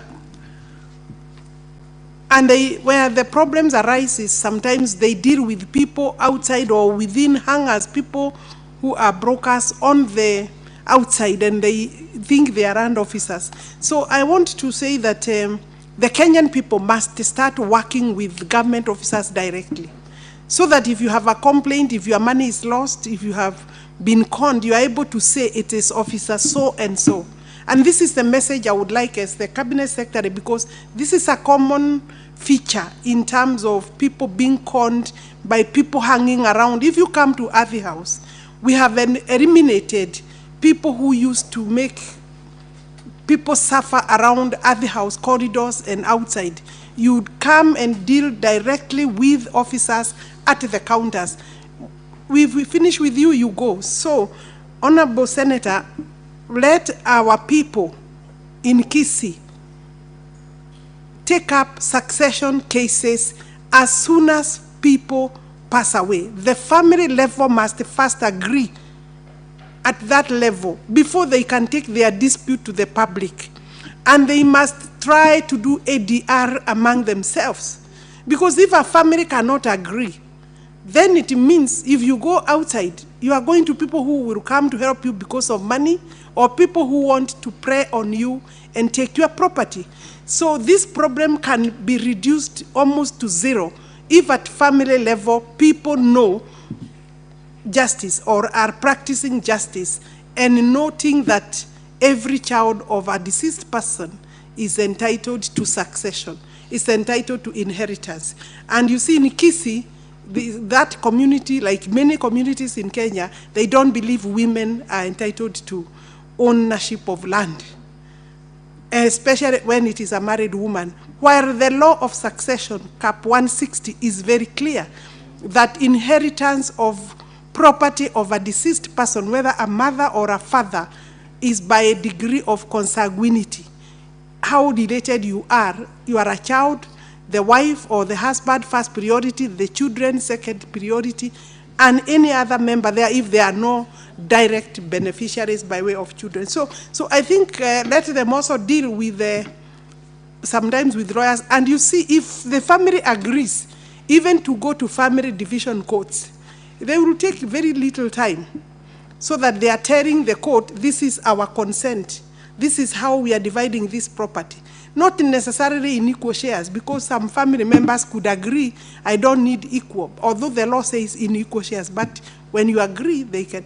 And so when you now, I think your problem is the crooks around this area or this space.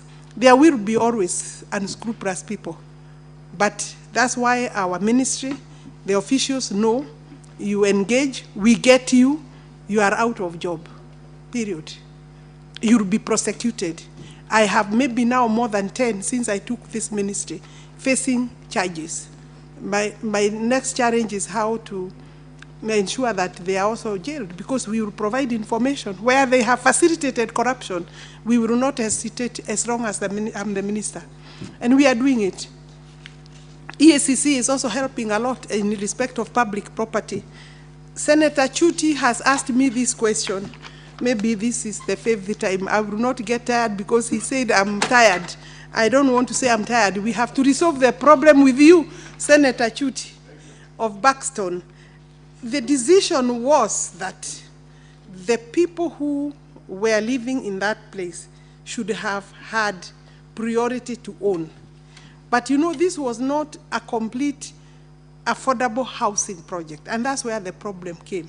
Although there were people living in that property before the construction, and also the land belongs to the county government. So we would expect that people who were living should have been given first priority. But you see, it was basically a private property developer. I think there were challenges, and the ministry agreed there were challenges, and we said, because the houses are over, the first phase is over, the second phase, they will be given first priority. We are also doing other houses in Mombasa. You know, at KBC, there, around there, we have taken land, and we are coming up. Bring the list, they be given priority, because it's also an affordable housing program.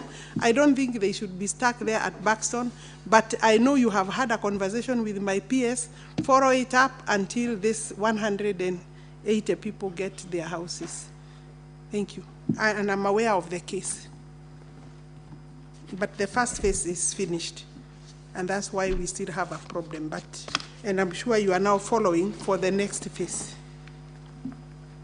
Thank you, Cabinet Secretary. Senator Cherogey. Mr. Speaker, I want to thank the CS of Lands, Madam Alice Waume. In Kapsabet town, we are having 80% complete of more than 200 housing units in Kapsabet. My question to the CS supplementary concerning housing is to find out from Madam CS, the gracious lady, how many affordable housing program has our ministry allocated per county, as in per county across the 47 counties, and what is she doing to work closely with the county governments, the 47 county governments across the country. I thank you, Mr. Speaker, sir. Cabinet Secretary. Honorable Speaker, thank you very much for that supplementary question, Senator Cherogey. The minimum, let me first go by the constituency, the sub-counties. In our program, every sub-county is entitled to 200, at least as a beginning, 220 units, housing units, both socio, affordable, and at times a few at market rate to subsidize the socio and affordable housing. So when we talk at every constituency with the 220, that means in 290 constituencies, members of parliament are working with us, and those who have not started, they should pick up the issue so that we identify land together at national government level. And our first priority is national government land because there is stress challenge there. And in every sub-county, we do have at least 2.5 acres. If we work well, we can get 2 to 3 acres for the first 220 housing units. So if your constituency as a member of parliament doesn't have that, you should know that let's work together. Possibly we have not been able to identify land, but we will move that way. Per county, we are not going per county. You know, some counties have less population. We are guided a lot sometimes by the need and the availability of land. But every county will have its own share, and the bigger projects we are taking up are at least 1,000, 1,200. In other counties, we have even gone up to 5,000.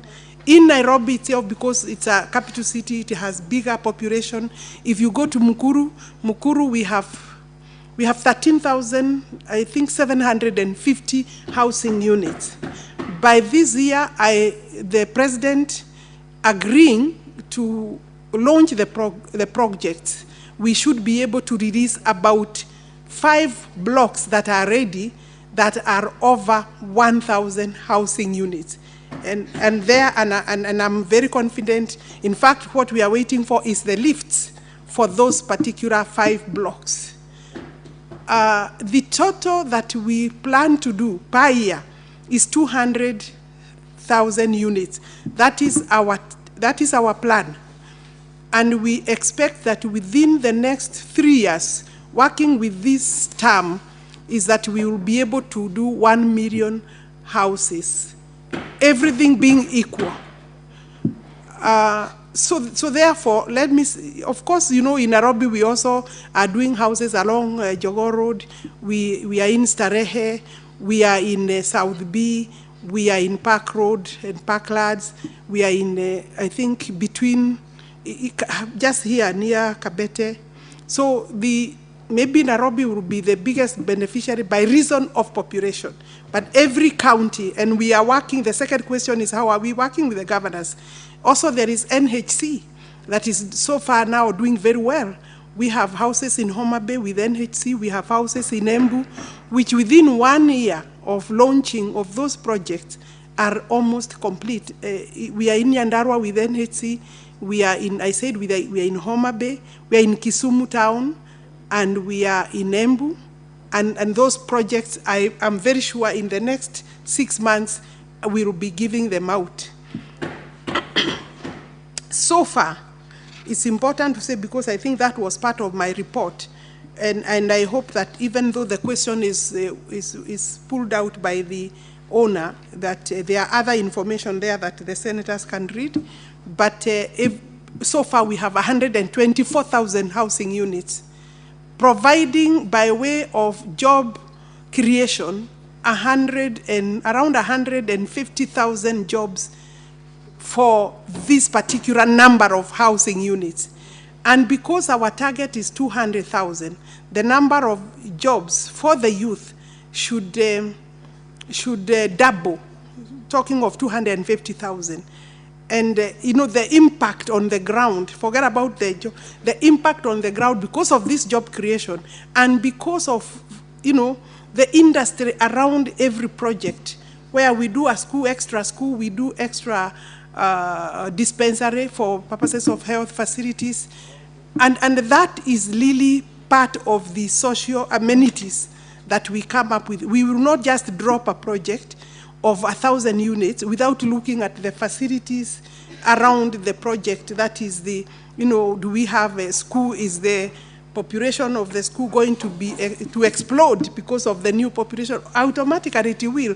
Sometimes we have to do a new school where we can expand, although it depends on how much we can expand, depending on the space, then we'll expand the existing school facilities, both for primary and for secondary. And again, also the dispensaries or the health centers.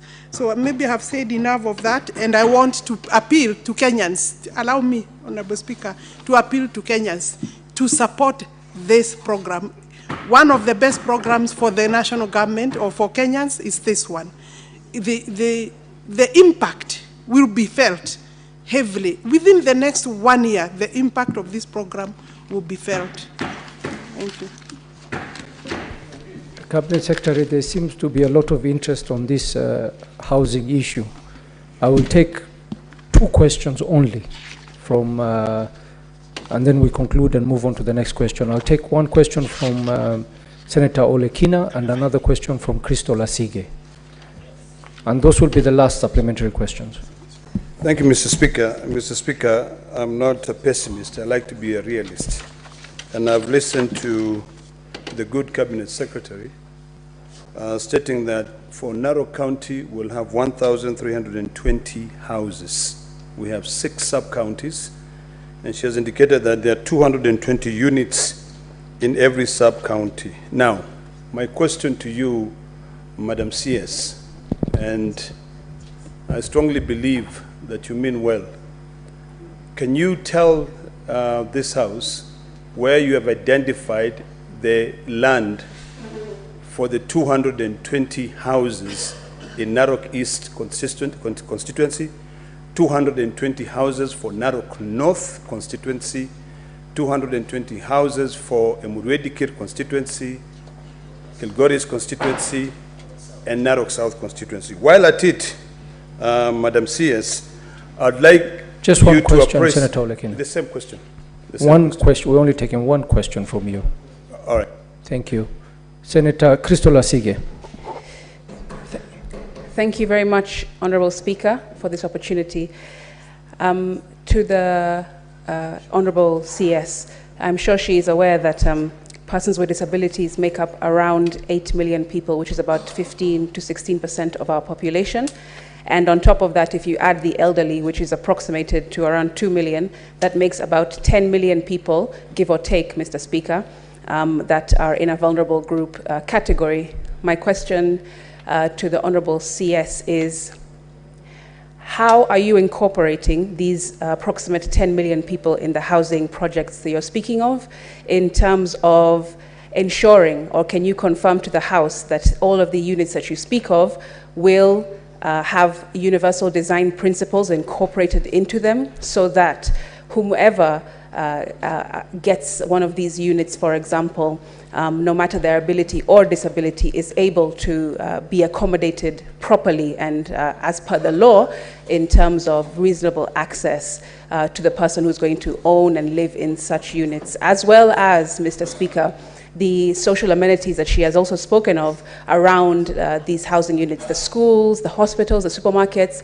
are they also going to incorporate universal design principles in them so that we are not complaining in years to come that this building or that housing unit or that supermarket or that school was built in recent time but still did not consider persons with disabilities or those with reduced mobility and different types of accommodative needs that they require. Mr. Speaker, she's also, I'm sure, aware that there is law that says, for example, that if a building is a multi-story building more than 3 or 4 stories high, it has to have, according to the law, a lift that is usable and that is working in proper condition. Otherwise, there is punitive action against that said building and its management. So I would like her to confirm to the House that these universal design principles are being taken into account from conception stage, which is right now. I thank you. Thank you, Senator. Cabinet Secretary. Let me start with the question of the Senator for Narok. Senator, maybe you didn't hear me well. What I said is that every sub-county, every constituency will be entitled to, at a beginning, number of 220 units, and you repeated that. So therefore, it's my duty as the Cabinet Secretary to work with the leadership, to work with the people of Narok, to identify land. We are in the process, and that is the basic minimum. At county level, because they also come and, because we are working with them because, you know, also housing is a mandate also of the county governments. Where we have the county level, the division headquarters, we prefer to do at least 1,000 minimum because of the number, the population number. So, do I have any going on? Work in progress. We are identifying, and I believe that in the next, the information I have is that by January we'll be procuring some housing programs for Narok, and we are working with your governor, and maybe the members of parliament are also on board. Then the next question was the question by Senator Asigi. I think your concern, Senator, if I get you well, one is what steps are we taking to ensure that our houses do comply with all requirements, including requirements, and most importantly, requirements for persons living with different types of disabilities, for purposes of even access and use of those houses.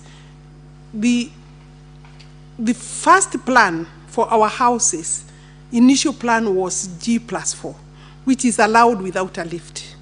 That is maximum 5 floors, G+4. But we have changed most of these designs now because we have realized that because land is scarce, if we have space, instead of doing G+4, we do G+9 and G+15 up to G meaning ground +4, ground +9, ground +20. There are places where we have gone up to 21 floors. Those will have lifts. I've just mentioned, like Mukuru, of course, it is G+, I think 20 or 22 floors. They're high blocks. So those we are installing lifts. And therefore, issues of then on, and we ensure that the ground around, the social amenities in the shared common areas are also accessible, including lamps into the houses. And obviously, when people are also applying, and I think the other question is on allocation, how will we ensure that persons with disability will not just see a program come and they don't get. Of course, they are applicants like everybody else, but we need to treat them with the sensitivities allowed within the law. And therefore, they will be allocated following those regulations and the law as it is. And I believe that there is no discrimination that will happen because somebody has, it depends on where you want to stay also. So I want to assure you that in terms of quotas, we also want to see that the women also are encouraged to apply in terms of the youth. In fact, we are very happy to encourage the youth, especially the ones who are building these houses, because they can afford through the work, the money they are getting every year. And you see, the question is coming often that how can we expect Mama Bonga or Boda person or Mama Kiosk to afford a house which is 800,000. The beginning of the pricing is 800,000. The very small ones are 740,000. But this is money you pay within 20, 25, up to 30 years. And what the market people who are criticizing our program are not saying is that without a title, without a job, without security, you won't get access to property in the market for Mama Mboga, because you must borrow either from a commercial bank. Here, we are saying even the deposit, pay as we build. By the time the project is 1 year or 2 years, you have given us some money there, and in fact, nobody will be refused a house because they have not paid the deposit. Once you qualify, we will see what you have paid by the time we come to completion. Therefore, the difference between our houses and the houses in the market is that the market will require you to go and borrow from a commercial bank, but we are giving you a house to stay, to live in, pay 3,000 to 5,000 depending on the size of the house for the next 25 years, 30 years. So the vulnerable groups will be able to afford 3,000. After all, if you are living in Nairobi, if you are living in any area where the house is and you are interested, it means you are paying much more than that. I hope I have answered your question. Thank you, CS. Because of time, we will proceed to the next question. A question by Senator Hamida Kibwana will be asked by Senator Tabitha Mtinda.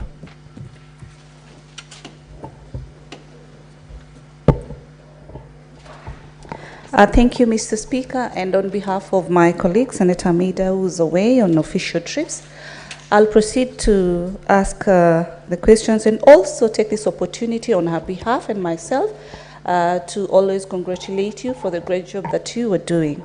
Narrowing it to the question, 3 questions, Madam CS. What circumstances led to the publishing of the Gazette Notice 12436 by the government printer, informing the public of the loss of 367 title deeds? And could you also explain the subsequent release of a contradictory statement by the ministry indicating that security papers and no title deeds had been lost?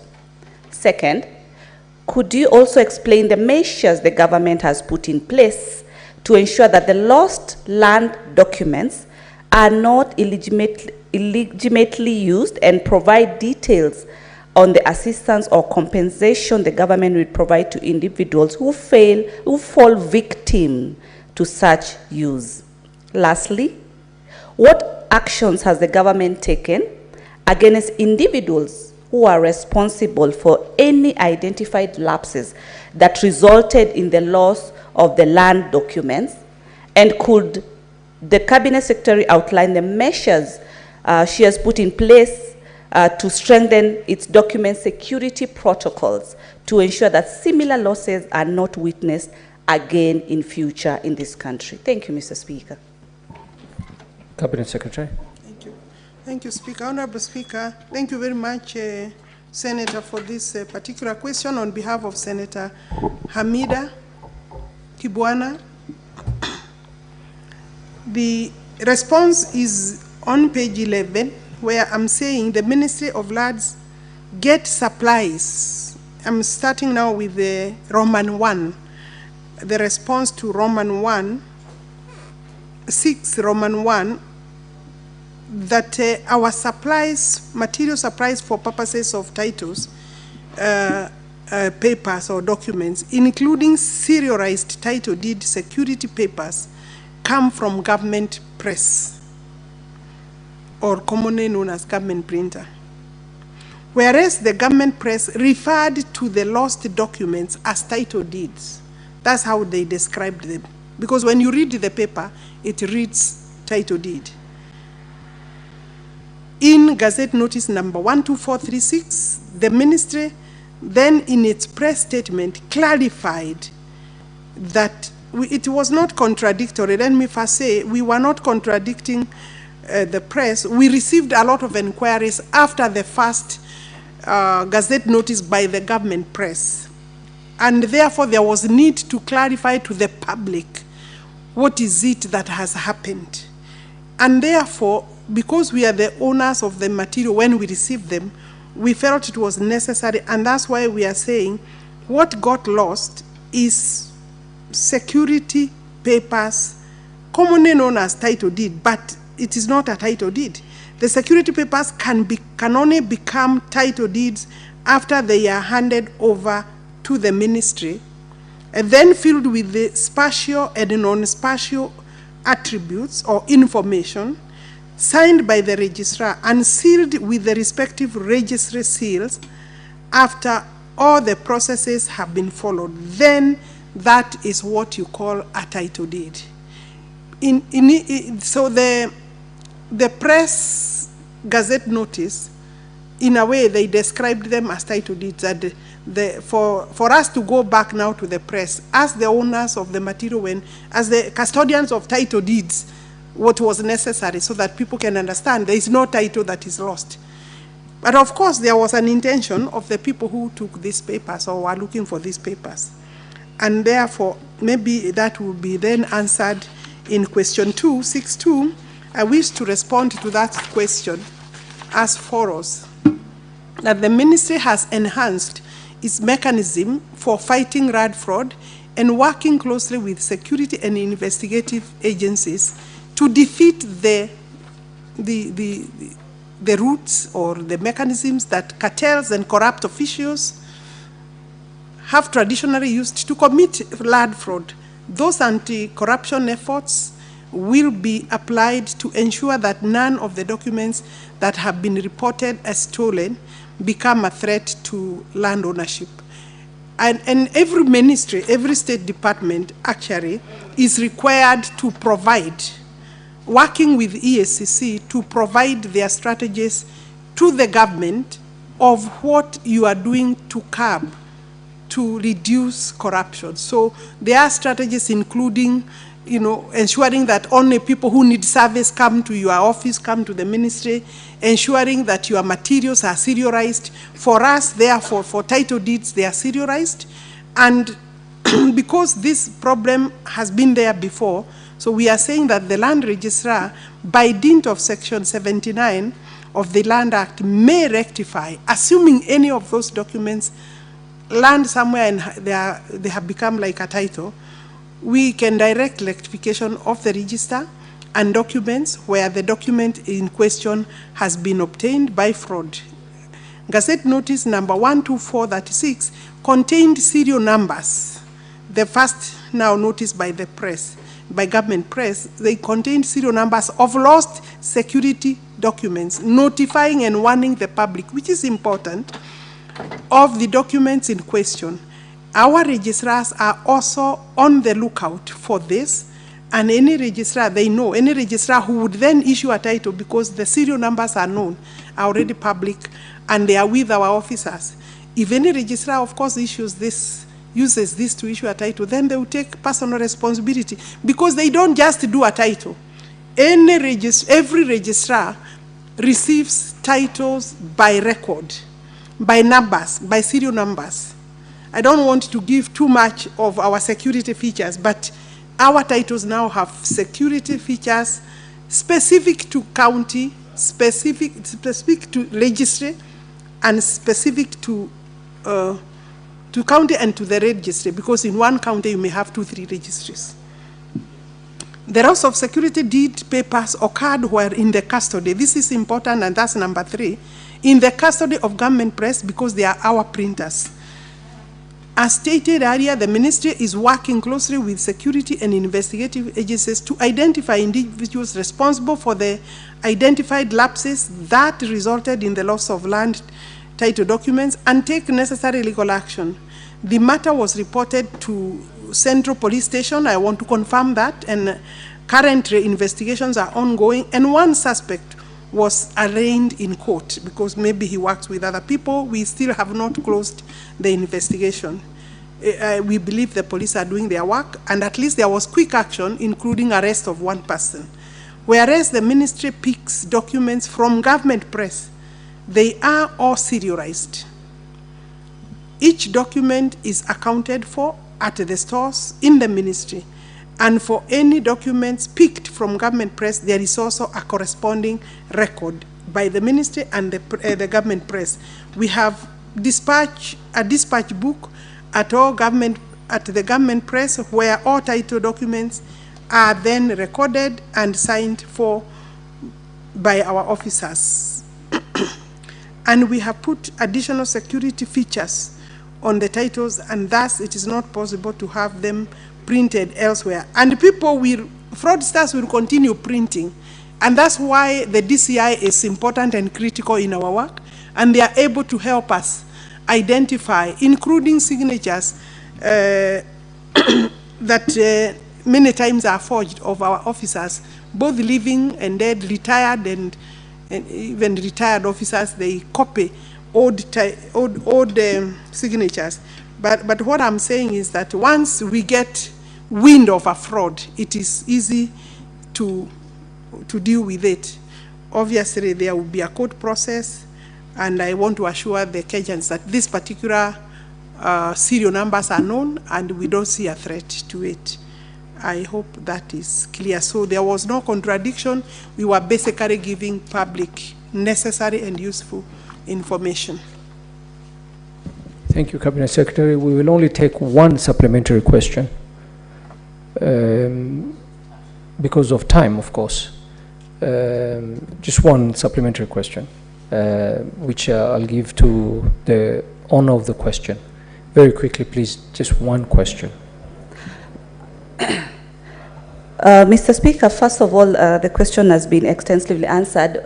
Mine is just small clarifications because the concern for Kenyans was more onto the title deeds. But it's good to acknowledge that, yes, the ministry did the clarification. But as far as the Gazette notice is concerned, Madam CS, the information that was given by through the Gazette notice really brought out title 367. So if that was their mistake, it just needs to be acknowledged that that was their error, not the ministry's error, but the ministry did well to clarify. So my question will just be just narrowly to, you've talked about the cartels, that they're the ones doing all this.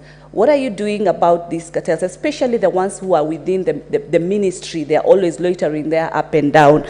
And also, why don't you bring these offenders to light? The same way this information was brought to the public, we need to see these people brought to the public so that we get to know who are these people specifically. Thank you, Mr. Speaker. Cabinet Secretary. Okay, I think, of course, as a lawyer, you know that you are only a suspect until proven guilty. So cartels are suspects. However, whenever we come face to face with them, whenever the DCI brings out or gets sufficient evidence, we take them to court, and courts are public domains. I mean, they are public arenas. I can tell you, and I said before, cartels are powerful people. Some cartels are powerful people. They are influential people, and they make calls. But there are also other smaller cartels who now disturb people locally, everywhere. What I know is that I have made their life very difficult because the officers now know you will not get away with it. Possibly the main headache is what was done before. But currently, any officer, and they know we have had a conversation at our own meetings, any officer who will entertain this, if they are caught, they are on their own, and we will release them to law enforcement agencies. It's as simple as that. Of course, that's why you also need anti-corruption measures within our departments, and every government officer is aware of that. And we, you know, why we have changed our documentation is so that we make it difficult, we serialize, so that, you know, we make it difficult for you to get away with it, because previously it was becoming harder to identify between which title, because they all, when you read their title deed, they all look like they are proper titles. But with the additional safe security features, then you are able to deal with those. You know, Kenya is still very far in terms of eradication of corruption. And my ministry is not safe. And that's why digitization is critical, so that you cannot disappear with records. You know, before you disappear with a record and come and form another record, I can never have a record then to compare which is the true record. With digitization, then we are in a better place. Thank you very much. Thank you very much, Cabinet Secretary. And I also want to thank you for taking the time today to answer the questions and for giving us a very detailed answer to all the questions. And at this point, I would give you leave to go back to your duties and to wish you all the best in your work as you proceed. Thank you, Cabinet Secretary.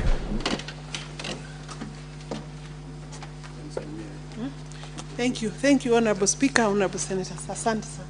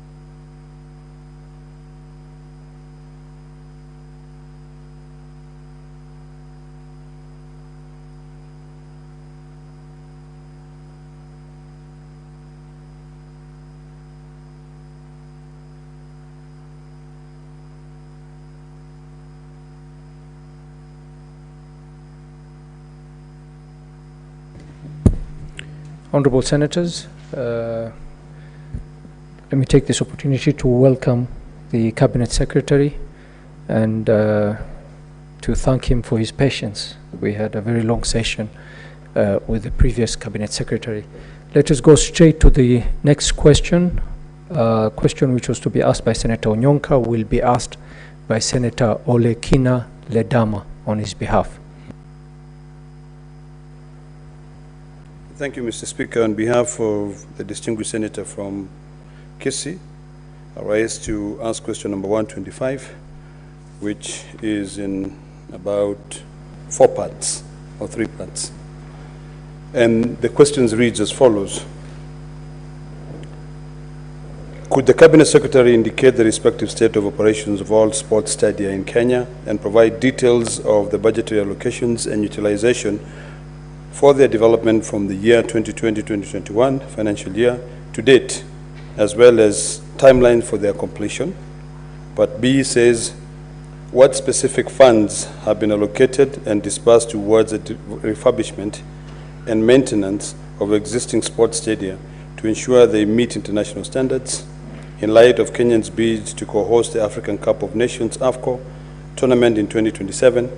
And could the Cabinet Secretary outline measures put in place to ensure long-term sustainability and proper management of these facilities?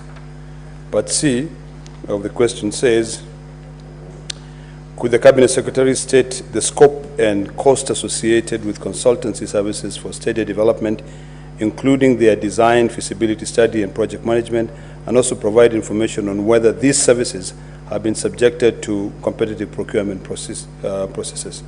And finally, the distinguished senator would like to know what measures has the ministry put in place to encourage public participation, private partnership, PPPs, in development of this stadia to reduce the financial burden on government, particularly in preparation for hosting the AFCON. Thank you, Mr. Speaker. Cabinet Secretary. Thank you very much, Mr. Speaker. First of all, thank you, Speaker, for according me this opportunity to appear before this august House. It's always my pleasure to come back here, and it's my first time, I think, to come in my current portfolio. And so, very excited to be here with you. And I'd like to respond to the questions as follows. Mr. Speaker, question number 125. A, which is, could the Cabinet Secretary indicate the respective state of operation of all the sports stadiums in Kenya? I'd like to respond as follows, Mr. Speaker. The Ministry of Youth Affairs, Creative Economy and Sports develops, maintains and manages stadia through state agency known as Sports Kenya. Currently, there are 2 stadia that are gazetted under the management of Sports Kenya. That is Nyayo National Stadium and Moi International Stadium, Kasarani. Whereas the other stadia are under respective counties and are managed by the respective county governments, with some receiving the support of the national government. Currently, there is no clear framework of intergovernmental relations in regard to development, management, and management of sports facilities in the country. The Ministry through Sports Kenya has developed a master plan categorizing sports infrastructure in line with international standards in the following manner. International stadia are in Category A of FIFA and CAF, Category 4 actually, which is over 30,000 seater. Category number 2 is the national stadia, which is Category 3A of the CAF. Mr. Speaker, is 15,000 to 30,000 seater. And then regional, or what we now call county stadia, will be Category 3B, which is between 10,000 and 15,000 seater. And then there's community grounds, which is basically between 5,000 to 10,000 seater. And at community ground A and community grounds B, which is Category 1, which is less than 5,000. To standardize the development of sports stadia, the Ministry sought the services of Kenya School of Technical and Vocational Training to develop the standard prototypes for various categories of stadia as indicated above. The prototypes were recently submitted to the Ministry, and going forward we now can plan the development of facilities with estimated cost, hence avoid wastage and create standardized facilities. Considering that the Ministry receives 0 allocation from the exchequer for the development of sports facilities in the Ministry facilities, the Ministry sought and received approval from the National Treasury to securitize the Sports, Arts and Social Development Fund to raise enough resources to complete stalled projects and develop others, especially in preparation for the Africa Cup Championship of 2025, CHAN 25, and AFCON 2027. Although Sports Kenya is mandated by law to develop, manage, and enforce standards and regulations for sports facilities, there are no approved regulations. To bridge this gap, the Ministry is in the process of developing standards and regulations for all the stadia, development, and management in the country. The Ministry will soon be tabling to both houses the sports stadia regulations and standards for consideration and approval.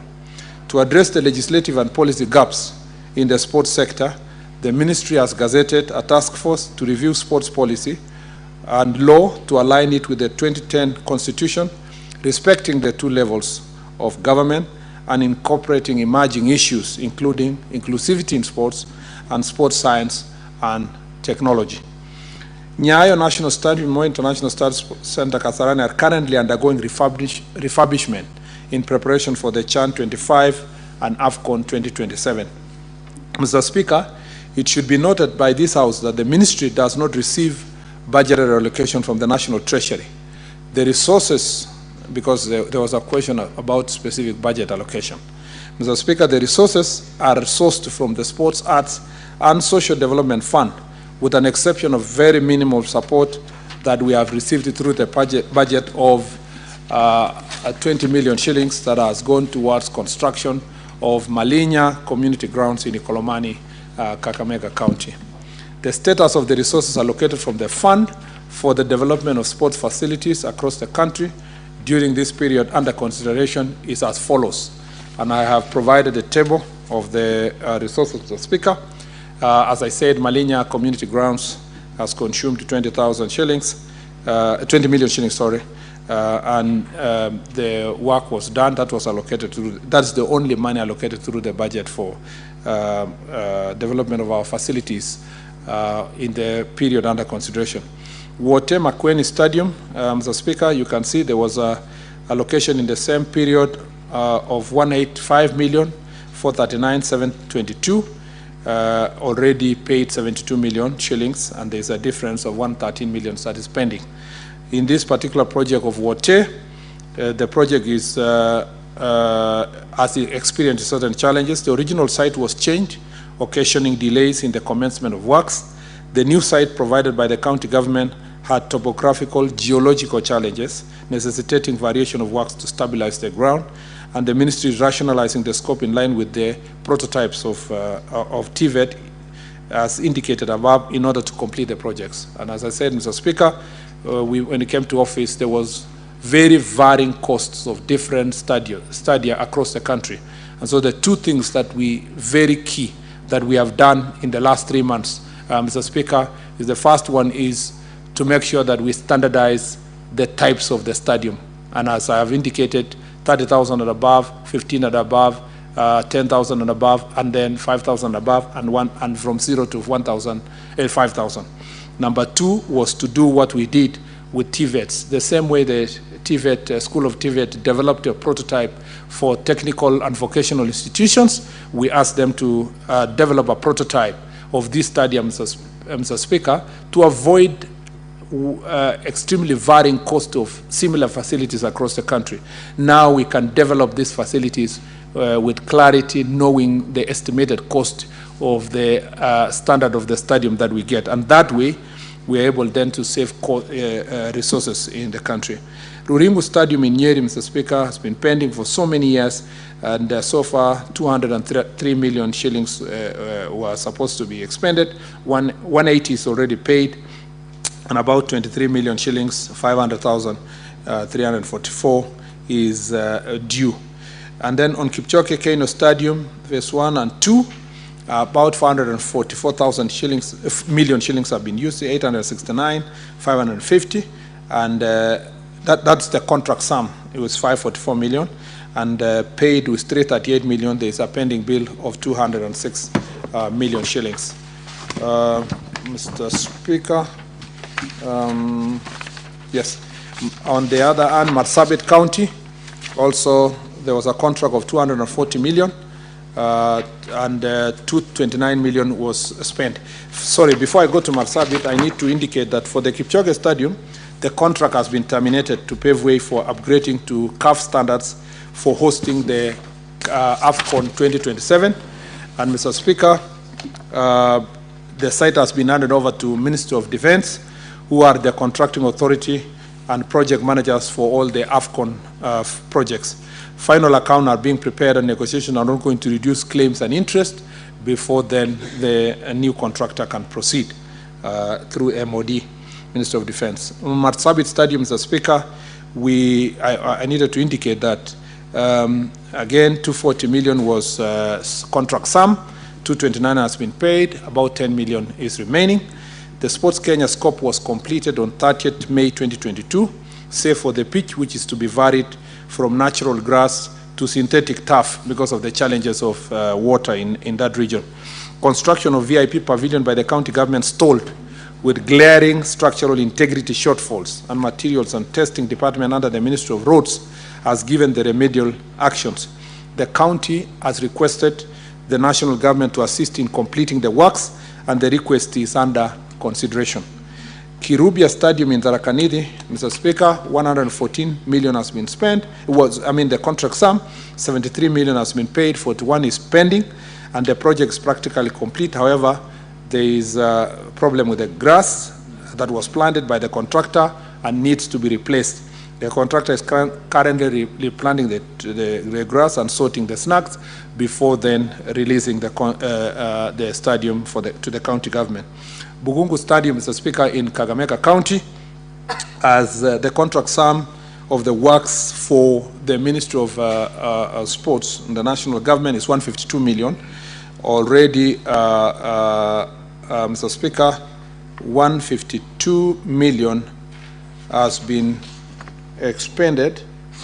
And Mr. Speaker, the project is practically complete. However, the grass was planted. No, sorry, that's Bukungu. The project is jointly being developed by the county government of Kakamega and national government, and it's ongoing. Mr. Speaker, we have Masinde Muliro Stadium in Kandui, Bungoma, which was developed with a contract sum of 799,160,706. The project is in the final stage of roofing, and it is due for completion the end of this year. Mr. Speaker, on the part of Kinoru Stadium, Meru, the contract sum was 238,758,410. 214 million has already been paid. There is a pending bill of 23 million shillings. The project was completed in 2022, and it is complete. Mr. Speaker, Karatu Stadium in Kiambu, the total contract sum is 157 million shillings, 429,578, and the amount so far paid is 98,262,122.21 cents, and 59 million is pending. The project is ongoing, with the completion date being end of December 2024. Moi Stadium Embu, the contract sum was 476 million, 475 has been paid. There is a pending bill of 1 million shillings, 633,000, and it was completed and handed over to the county government of Embu. Mr. Speaker, the Kibruku Chumo Kericho Green Stadium in Kericho County, the contract sum was 408 million. It was paid and completed and handed over to the county government. Of course, Mr. Speaker, there is a request by the county for additional works to be done on the running track and so forth, and that also is under consideration. Kwale Stadium, Mr. Speaker, the stadium was practically was jointly done between the county government and the national government, and it's the most recent project, 568 million. Already 490 million is paid, 78 million is pending bill, and practically it is complete. The contractor is working on the final touches before then eventually handing over. Mr. Speaker, on the question 125B, the ministry is co-hosting, which is actually about allocation of resources for refurbishment of facilities for AFCON, for CHAN and AFCON. Mr. Speaker, the ministry is co-hosting AFCON with Tanzania and Uganda after successful bidding. The Ministry of Youth Affairs, Creative Economy and Sport is refurbishing the following existing stadia in preparation to host AFCON 2027, which is Moi International Sports Center Kasarani, Nyayo National Stadium, Kipchoge Keino Stadium, Ulinzi Training Grounds, and Police Sacco Training Grounds. The Ministry of Youth Affairs, Creative Economy and Sports transferred the responsibility of procurement and project management of AFCON infrastructure to the Ministry of Defense to undertake the procurement of contractors and manage the development of these facilities. Therefore, Ministry of Defense is the competent ministry to respond to the procurement processes and the cost of the projects. Mr. Speaker, on the question of long-term sustainability, Mr. Speaker, the stadia being refurbished are being customized for multi-use, hence incorporation of skyboxes, Hazla bazaars, conference rooms, to enable the ministry to generate revenue. Further, the ministry will engage corporate stakeholders for branding and naming rights for all our major sporting facilities. Mr. Speaker, on question 125C, which is could the cost associated with consultant services within the facilities, these facilities in the ministry. Mr. Speaker, on provisions of consultant services for architectural, design, engineering services and project supervision, Sports Kenya entered into consultancy agreement for design and project management with the following consortiums, Mr. Speaker, through a public procurement competitive process. The regional consultants were procured competitively through a tender process in financial year 2016 and 2017. The budget for the period in question was 267,112,973, out of which Kenya shillings 154 million 54,993.99 has been paid, leaving a balance of 103,934,884 shillings and 15 cents. Mr. Speaker, on the matter of University of Nairobi Enterprise Services Limited, Kenya submitted her bid to host the AFCON Games on 2025, and assessment of the sports facilities by the African Football Governing Body, CAF, gave a status report with action areas of refurbishment for the facilities to be compliant. It is noted that the return of Kenya to participation in international football competition requires that both the national team and representing clubs to have compliant domestic venues for home matches. The absence of compliant domestic venues would mean that the championship matches be played on foreign soil. Kenya is on CAF FIFA sanctions for non-compliant facilities. For the only international facilities are available, that is Moi International Sports Center and Nyayo. This calls for immediate and urgent attention to refurbishing the stadia. Sports Kenya signed a framework agreement with the University of Nairobi Enterprise Limited for provision of consultancy services for architectural design, engineering, and project supervision on 18th of May 2023, pursuant to the Public Procurement and Asset Disposal Act 2015, Section 42C, for 3 years. Sport Kenya has tasked UNES Limited to come up with the architectural design, engineering, specification, and bills of quantities for the CAF and AFCON requirements. The scope was Moi International Sports Center, Kasarani, training fields in Kasarani, Annex, and Kenya Academy of Sports, Police Sacco and Ulinzi Stadia, Kipchoge Keino Stadium, 64 Stadium, Eldoret Polytechnic, and University of Eldoret. Installation of tartan tracks. The execution of the consultancy shall be in accordance with the Ministry of Public Works conditions of engagement and scale of fees for professional services for building works, 1987 edition and subsequent revisions. So far, UNES has been paid 15 million shillings, 583,590 for a reconnaissance survey and benchmarking exercise. Payment is according to scale of fees of public works. Finally, Mr. Speaker, question number 125D is what measures has the ministry put in place to encourage public-private partnership in development of the study to reduce financial burden on government, particularly in preparation of hosting AFCON. Mr. Speaker, I wish Senator Nyonga was here himself. I found this very interesting, considering his public pronouncements on PPPs, and I pleasantly received this very important question from him. And Mr. Speaker, currently there are no expression of interest from private sector to develop sports study in the country. However, ministry is engaging various partners to encourage PPPs in development and management of sports facilities. Perhaps, Mr. Speaker, our facilities have not reached a stage where they have a return financially for any private sector to want to invest so far. But hopefully in future, as we continue encouraging them, that they will be able to do so. Mr. Speaker, I thank you. Thank you very much, Cabinet Secretary. Senator Olekina, do you have a supplementary question? Thank you, Mr. Speaker. Mr. Speaker, the supplementary question is by the instruction by the distinguished senator who put the question. And I'll go specifically to the issue. The Cabinet Secretary, in his response, has alluded to a cancellation of one tender, which has already been partially paid. That is Kipchoge Keino Stadium, where a sum of 338 million has been paid, and there is a pending bill of 206 million. In his response, the Cabinet Secretary has indicated that the contract has been terminated to pave way for upgrading to meet the CAF standards for hosting AFCON. So the question here is this: will the public lose the 338 million, including the unpaid amount of 206, given that the contract has been terminated, according to the Cabinet Secretary, and I would assume it has been terminated by the ministry?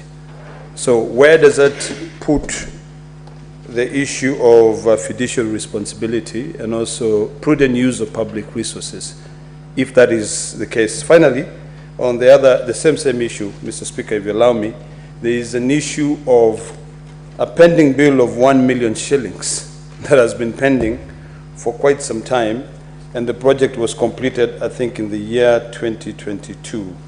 in one of the stadiums. Why would we keep that? And would that accrue interest?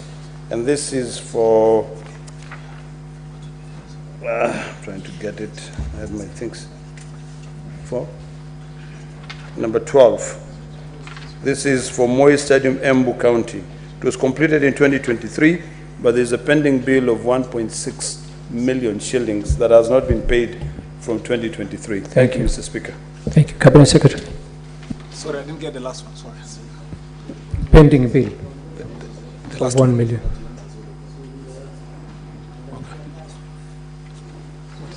Go ahead, Cabinet Secretary. Go ahead, proceed and answer. Okay. Thank you, Mr. Speaker. I'd like to, just to be, on the question of the Kipchoge Stadium, Mr. Speaker, it is true the question raised by Honorable Senator is valid.